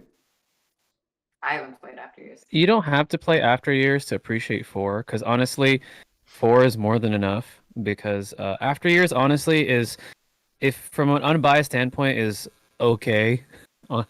There's things about it that just feels rushed, especially a lot of the enemies that repeat themselves from the original game. It's like they got lazy. But it's a good play if you just want to see like an actual continuation to the story and see the offspring of the original cast, yada yada. So okay. So I'll play Final Fantasy 4 at some point. play the PSP version's the best one. We have to pull on Ursula though, because Isn't she from The Little Mermaid? Yes. Right, we're getting the eels and yeah. Yeah, we're getting them. That's exciting. And Jetsam. Yeah. Sebastian LD when Yes. Under... he has a buff called Under the Sea. Oh my god, yes. Does it enhance your party members with water? Is that what's gonna happen? It does. Yeah, it does, and it causes them to burst out into music and dance. I was about to say that'll be his burst music. Gosh damn it! So just be careful when you use that on your YouTube videos, because you might get hit with copyright stuff. Okay, So yeah, just be careful. I know Disney is thirsty for them copyright claims. So yeah. poor Disney, it's such a broke corporation. God damn it. All right, guys. So it seems like we covered all the topics that we wanted to talk about. So we are in the question portion of the podcast. So I do see that there were some questions uploaded from, I don't know if it was previously or not. So I think Rez, can you pick one of them, and I guess we'll talk about them. Or was it? Yeah. Good? Sure. This is let's see. And anybody else, of course, ask away, and if we can get to it, we will. I can't remember if we talked about it this time, but Blobs asked this question: with Global giving extra love to recent lackluster characters that were released on JP, what are some future LD characters that only got an LD that TU could have used a bit more love to push them over the point of being more widely used past their own event?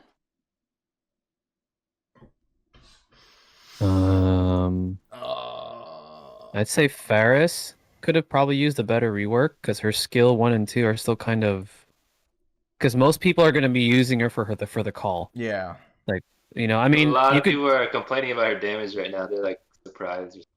Yeah, her but the thing is, like, she's not a damage dealer. That's not her role. Don't bring her But damage. I do understand how some people who analyze her kit are like, oh, she probably could have used maybe a slight bump in potency or maybe more brave hits. So I guess that's one example of a character. Another character that I think, honestly, and some were saying that no, she's fine, but I actually think Deuce should have gotten a rework. I think she could have. I think she should have gotten right after Sarah. Yeah, I know. Like Yeah. right after the beefed up Sarah too. It's like she could have, like, her LD's great, but I don't think it's enough. I think she's another example. Oh yeah, and 7 too. 7 is another 7. one. Yeah.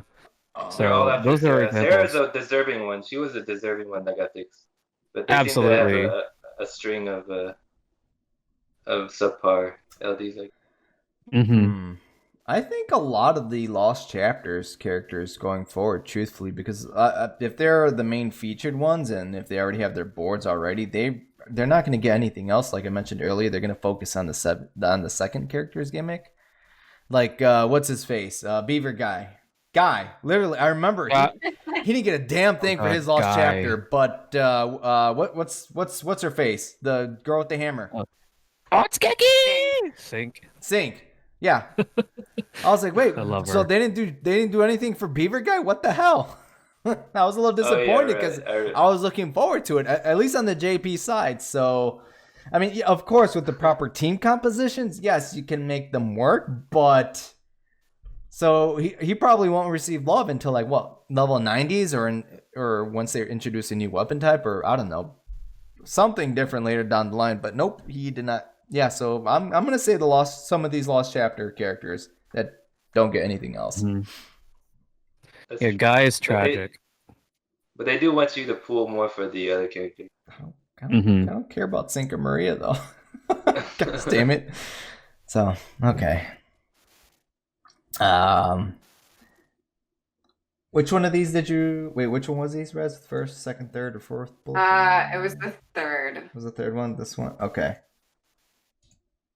Okay. How about let's try this one. I think you were saying that this was from a previous one, the first one for JP players with how strong Foresight is in global. If JP hypothetically had revealed the new reworks, upcoming LD bursts, and new characters 2 months ahead on their OPOP videos month community videos, would you welcome that, or do you prefer the current where you only know some info for the upcoming month, like hiding who the new burst plus and new characters?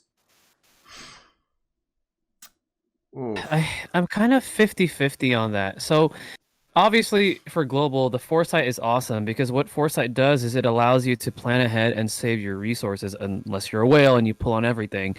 And that would be nice for JP, but I think my question is how they would execute that. And also part of me actually likes kind of being in the dark and kind of having to like figure out the puzzle, because as we've seen, because of the power of Foresight, a lot of things on global, because you have that Foresight, 90% of the puzzle's done for you. You look up the videos, you look up your resources, the guides provided by the Tonberry Troop, you watch your favorite content creators, and like that you're prepared ahead of time.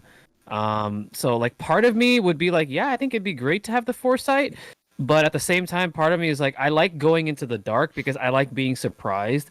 And because the thing is like you go into like in JP, for example, right? Like I'll use this as a personal example. When Agrius first got her LD, I was one that said, "Oh, okay, so she got Holy Explosion, which is cool," but I didn't really see anything special about her.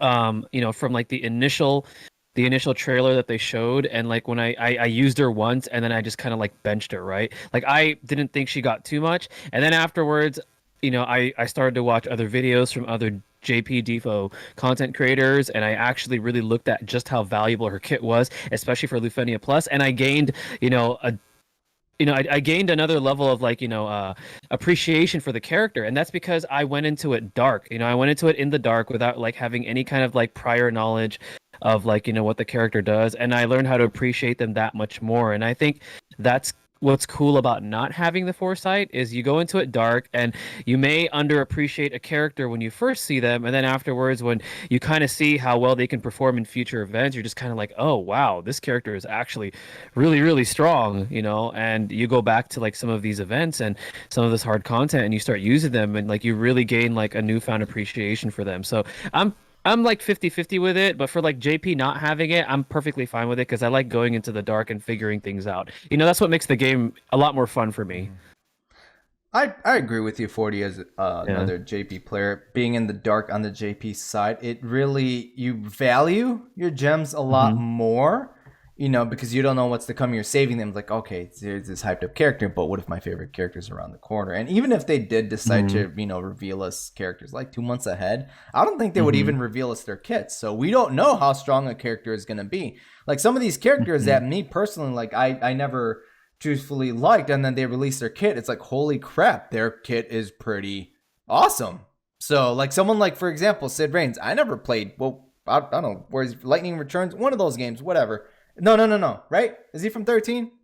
Sid Reigns? He's from 13. He's from 13. Sid Reigns from 13, yeah. I don't know him. I could care less about him, but look at his kit. He can casually do 1,000,000 HP damage during a chase sequence. So, yeah, I'm fine with being on the dark, at least on the JP side of the game. Again, I just value my resources that much more, especially on JP being a free-to-play player. The only thing I do get there, I guess maybe not, some players wouldn't consider that 100% free to play. It's just the Mog Pass, just to speed up the grinding process from the summon boards.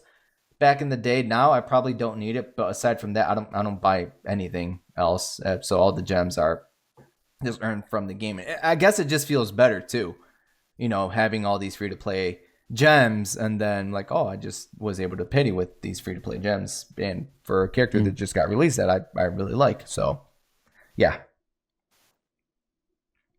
I mean, as a Geo player, I like that JP is in the dark because, like, it's just from my own experience. Just because I get to like see, oh, that character's coming out, and then we don't have to wait too much to see how they're like.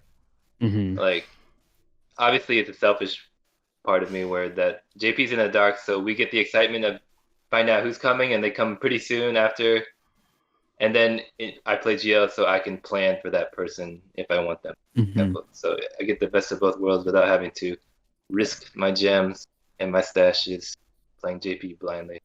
But I do enjoy, like, for example, like GL first. I do enjoy analyzing the kits of GL first characters, since you can see like there's a lot of community differing, because when there's no JP videos, it's all based on how well somebody can analyze a kit and see how good a useful character can be, because there's no proof anymore. There's just all speculation. There's no videos of them being used for this and this fight. There's no proof of them being useful for such and such situations. So I do like that aspect of GL first. That brings a little bit of the JP excitement. Yeah, I agree with Jin. I play 2 other gacha games where we don't have that kind of foresight, and it makes resource planning a lot more difficult. So I, like the excitement of finding out who's coming out in JP, and then just knowing that they'll be coming out in global, giving me a good, way to make sure that I have enough resources when they do come out, if it is something that I get. But I also love the surprise of it's like we get, like you said, the best of both worlds. Like we get the occasional surprise, and then but for everything else, it's easier to save our resources for. But for other things, it's like I play Fire Emblem Heroes. Banner units get power crept like every month. So it's really, you gotta really just stick to favorites in that game, because the meta is just going to change every month, and I don't think I'd be able to do that and stay sane in DFFOO. Right.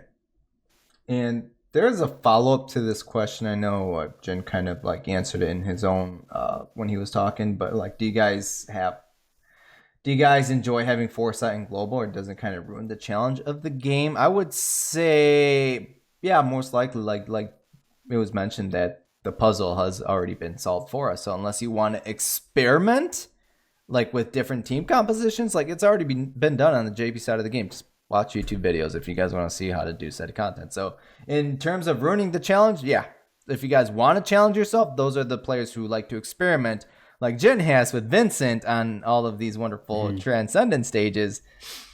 Those are the types of players that are going to be experimenting with the different type of characters, especially with Global First. I love Global First also because of what they bring to the table, the trying out different team compositions like Sarah. I've been enjoying. I don't like Sarah. I've never liked Sarah in this game. I like her now. She's great. Great Orbob because of what she brings to the table. So fantastic unit. Fantastic. So yeah. All right. So if you guys see any other questions, point them out. I did spill my beer again tonight. Gosh damn it. I've said it before, but that's why I felt like people would have loved Sarah if they used her back in the day too. She's just does. I love Sarah. More of what she does. She does more of what she does better, just up to speed. But she was doing that stuff back in the day as well. And that's the great thing about Global. Battery debuffs. Mm-hmm. They listen. Like they saw what happened to Sarah on the JP side. Like she was just no, and Global was like, all right, hold my Mog. And then here we go. Mm-hmm. So I forget where I was discussing this too, but like because the fact that Sarah is sucky on JP, when her bursts and reworks come, she might be busted again in JP. So GL is just gonna have a busted Sarah like for the life of the game. Yeah, and I love it. I'm here for it.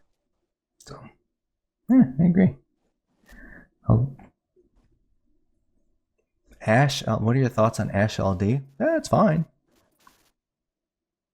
I think it's fine. I'm probably gonna skip since she comes back with Zach. Might not be a bad banner for me with tickets. I don't have Strago's LD. I would value Strago for me personally.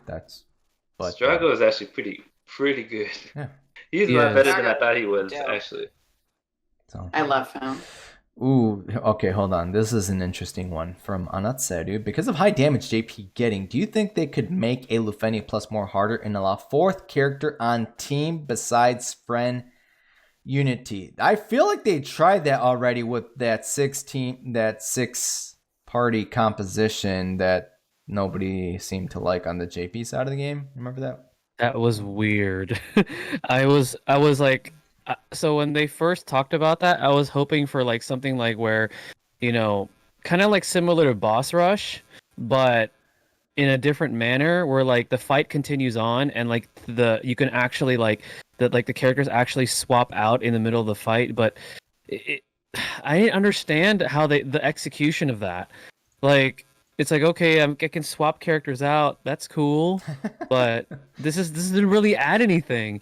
Like the fight wasn't like that hard where like you needed to do that. So I don't know. It was just kind of, I think it's one of those things where I think Global eventually is going to work towards making it better so that when it's released, it'll. The reception will be better from the global community. At least I think they could potentially, do something like that.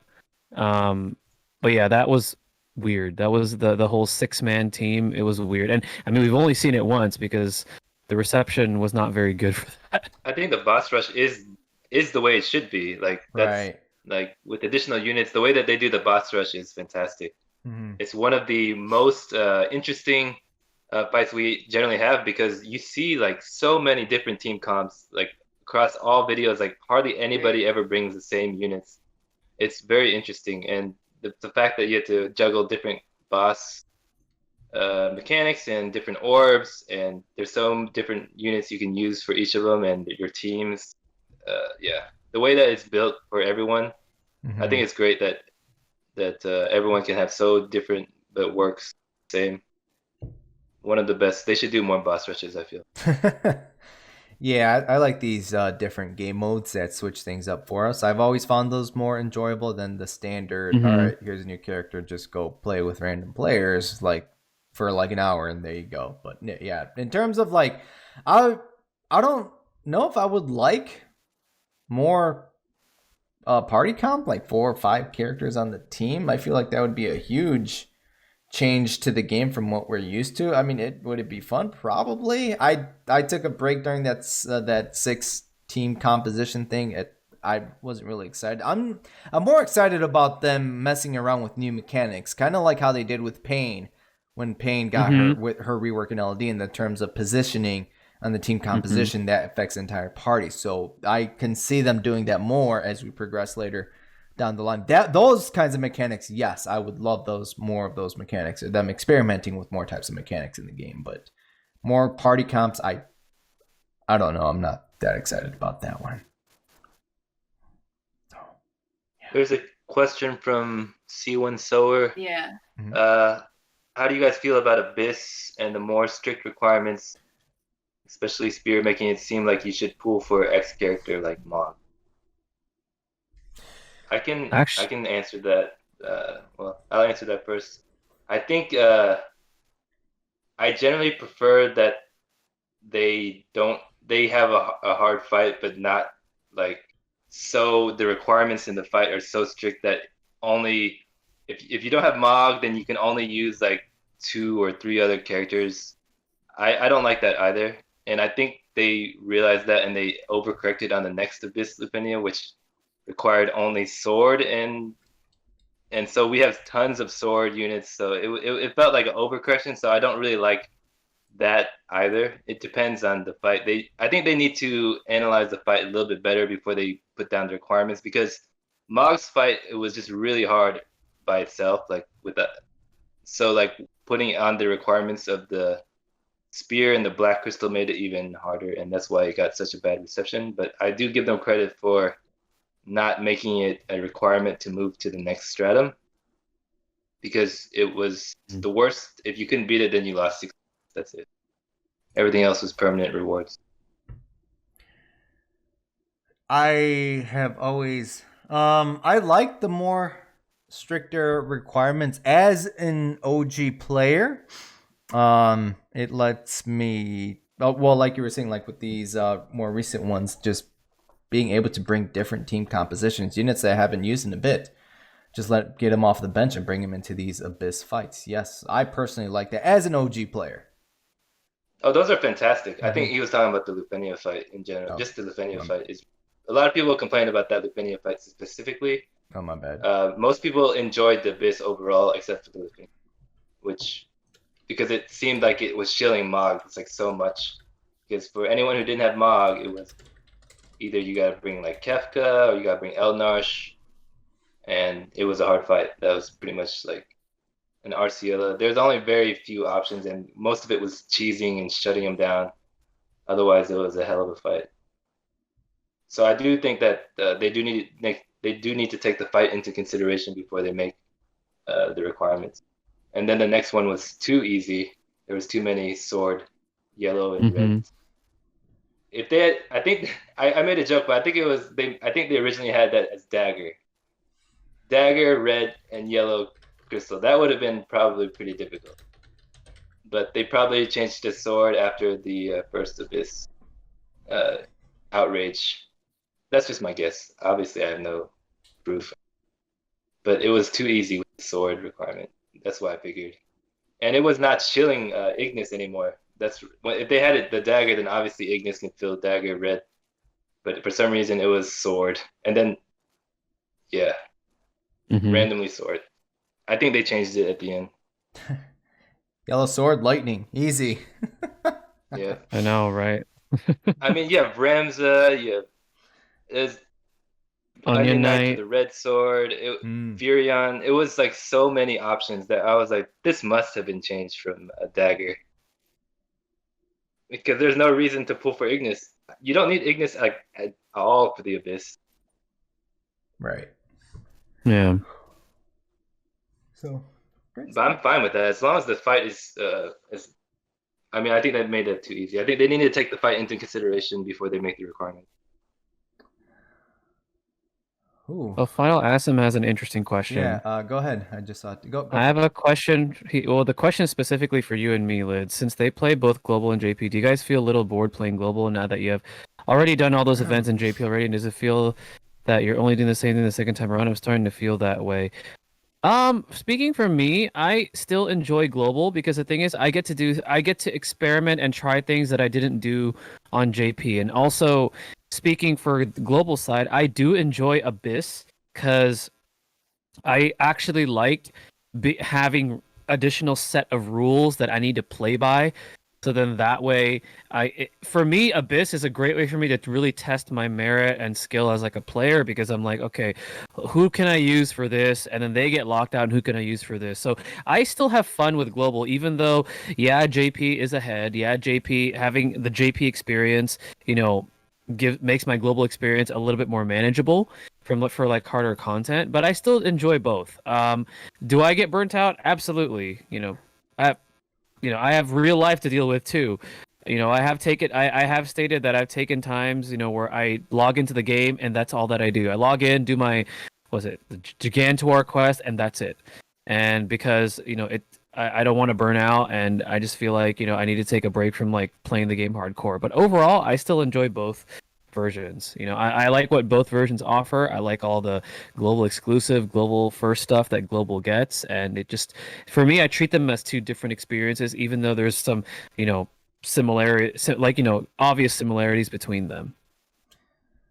I'm on the same page as 40. I burnout, it is a thing, but I mean, what I like to tell players is that you're gonna be doing the same thing in terms of content in Opera Omnia. You're gonna be doing events, lost chapters, the Dimensions and Abyss. It's the same. It's the same shit over and over again. So if you can't accept that fact, you're gonna get bored of the game. But the great thing I love about this game, is that you can do content pretty quickly. When it comes to like the co-ops, you could fairly quickly collect a lot of the items in the exchange, and then you can just go play something else in the meantime. So it's compared to like other games where you have to like hardcore grind for like several days in order to clear out some of these exchange shops. So yeah, I used to get bored a lot more often. I know now when I do get burnt out, I try to focus primarily on global rather than JP, although JP it is more fun. Lufenia Plus, Burst Plus, it's really fun. A lot of my audience is global players, so I try to stick to that. So yeah, burnout is a thing. boredom does become a thing, but like I said, because they keep these events a little bit more shorter, I'm fine with it. Yeah, honestly, you guys, like all of you guys, the entire community, you guys, all of you guys that I got to meet along this journey have made it so I can like really enjoy the game, because usually when it comes to playing games, I don't last long. Like I have a whole library of collection of games that I've never beaten. They're just there, but thanks to you guys and all that wonderful stuff, it makes the game that much more enjoyable. So, Word. You hit the feels right there, Liz. Yeah. So Community. But the community does make a big difference. Oh yeah. Makes a big difference. Oh yeah. Like, I mean the community. Oh, go ahead. Yeah. Oh, I'm just saying, like, that's the only reason I played these two games still. I mean, I played two gacha games, and the only reason I do it is because I play with others. Like, Tales of Questoria, I would have quit ages ago, probably, because that game was cruel to me. But it has also a great little community in Resplendent's Discourse, so, yeah, still play that. And this city obviously has amazing stuff. Definitely makes it more interesting. And for veteran players like us, the grind is not much at all. As a new player, it might be overwhelming, but for us, we just barely have to do anything anymore. Yeah, I cannot imagine. Like, I give major props to anybody that, has joined this game in the last 6 months or so, because I've never played a gacha like after. I've only ever been a day one player in all of the gachas that I've played, and like, I'd love to get into FF14 or something, but I just get so intimidated by how much time I'd need to put in to grind to get to like a level that I would feel would be acceptable. And I already know that I waste too much time on other things. So I give a lot of props to people that are like coming into, DFO new, and there's just so much stuff to do and worry about, and so many things to manage. It's a lot. So for like day one, veteran players, it's like a nice steady flow, but it takes a while to catch up. For a bit, it is kind of a grind.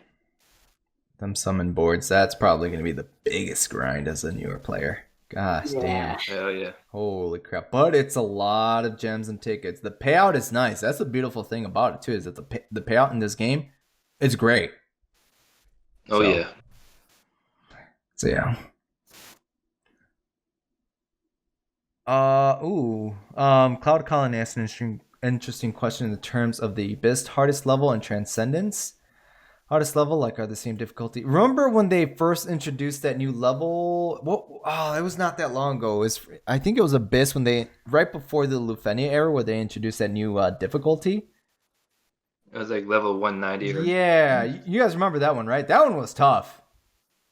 If I'm understanding the question, but no, yeah, they're difficult in their own way, because back then did we have burst weapons then? I think we might have. I don't remember.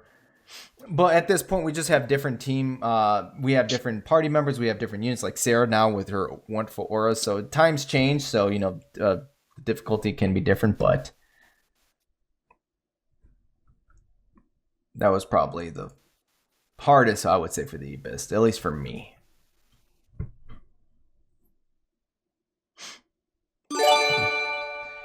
We're trying to compare Abyss Benia to Transcendence. I think Transcendence is definitely harder. I think the difference between the Abyss hardest level and Transcendence hardest level, like, I assume everything. I would probably guess Transcendence. Well, I'm not. Yeah. So. Because it requires a lot more mechanics, multiple waves, multiple orbs. I could see that. Abyss is generally just the one fight. True. Very true. And you're gonna generally need a burst character. You wouldn't need it for Abyss. Yeah, I could see that. Yeah, Abyss, like, you need more characters. You need a more vast roster. Like with Transcendence, legit. If you're a newer player, you play your cards right. If you literally pull in the most recent banners, you could probably do it again. But you've got to know what you're doing. But yeah, that's the thing. I mean, in all DFFO, like, you can do all the recent Lufenias with the Baroner characters if you build them up properly. But then, well, you're screwed for the next cycle unless you pull the next cycle. True. So, all right, guys. Any more questions? Few more before we end tonight's podcast. Maybe let's make it 2 more. How about that?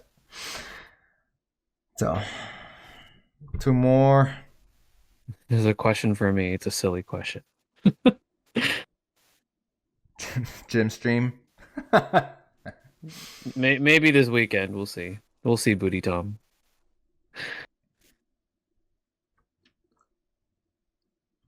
There's one for you there, Lidz. Lee Gwen. I've been playing ARAM.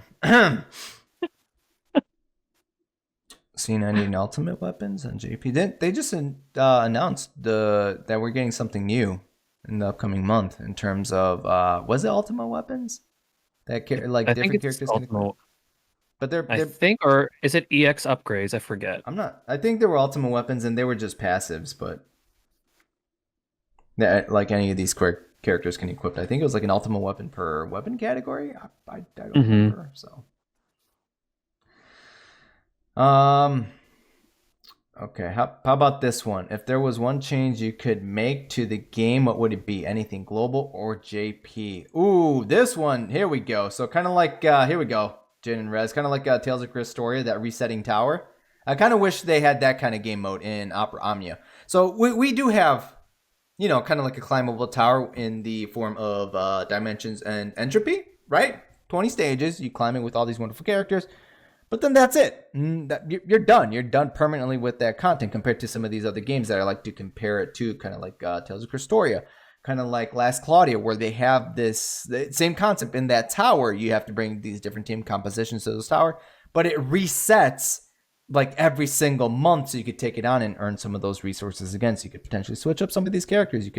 They could potentially switch up some of these bosses that you have to face every single month. So that would probably be my change for both global and JP, is some of these just resetting some of these towers with possibly different bosses, switch things up.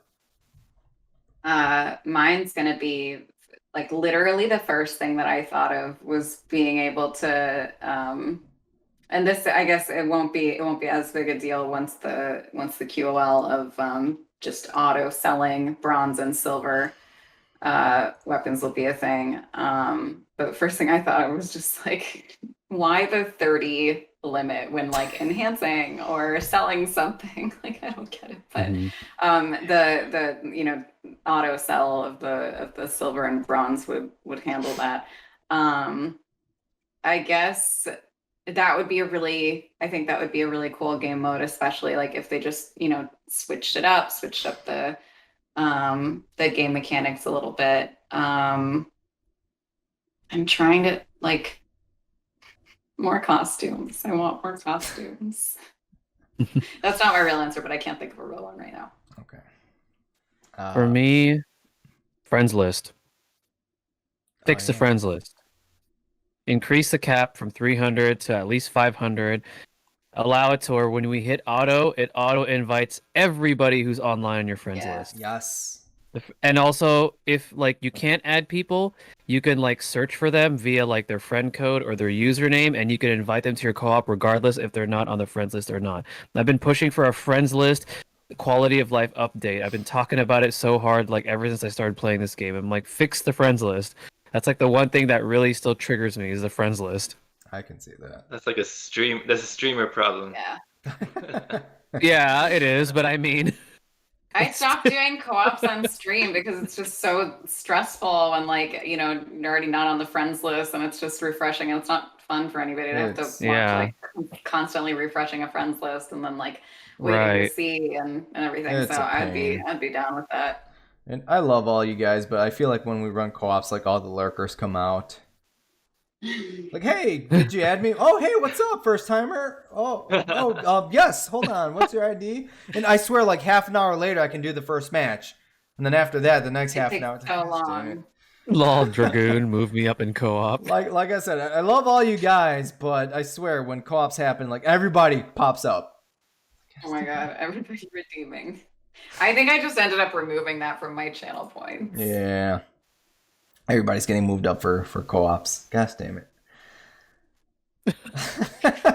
Dragoon, look at that. you're gonna be part of the 1, 2, 3, 4. Gosh damn! Here we Oh go. man. All y'all are getting Dragoon. moved up in my next co-ops.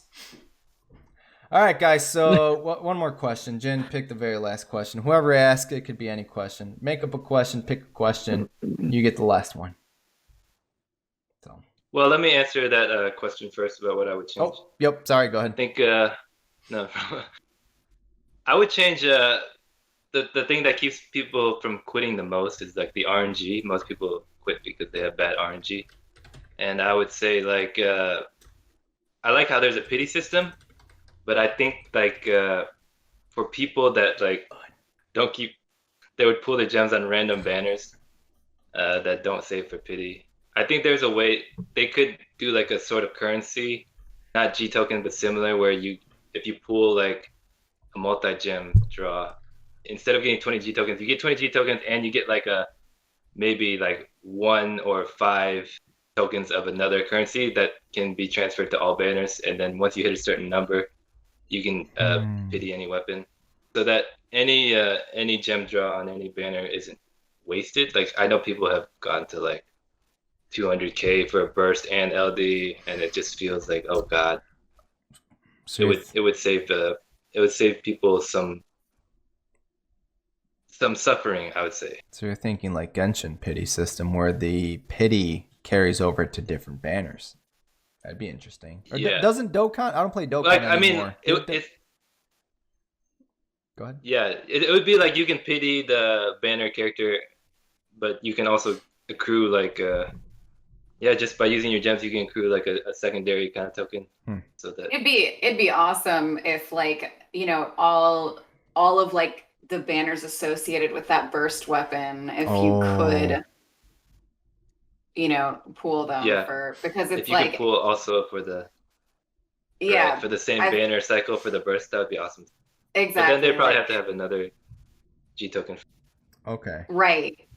Yeah, it would be. I feel like that would be ideal. I'm thinking about like Inkwelder, who pitied both Mog and Deuce LD without getting Terra Burst on either of them, and he still had a token Terra Burst. Like it would be so nice to just have all of those together, because it sucks like when you spend 300 G tokens on one banner and 300 G tokens on the other. It's like, if it had just been pulled together, I could have at least gotten the burst out of that. Yeah, that'd be a nice change. And that would make Omnium just that much more better as a free-to-play friendly game. Yeah, they're already quite generous for a gacha game, but it is a gacha game, and so the most people quit because of bad RNG. Yes.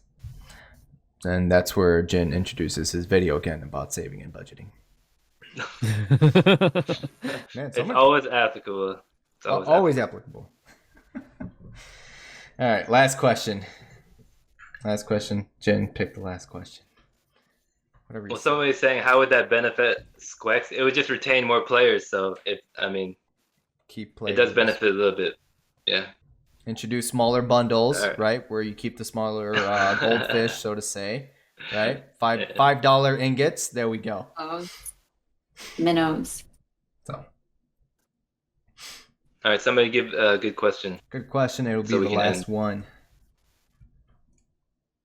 End my suffering. 2 hours and 20 minutes. Have we really? Oh, Jin's right now. Gosh, damn. Oh yeah. It's 1 in the morning.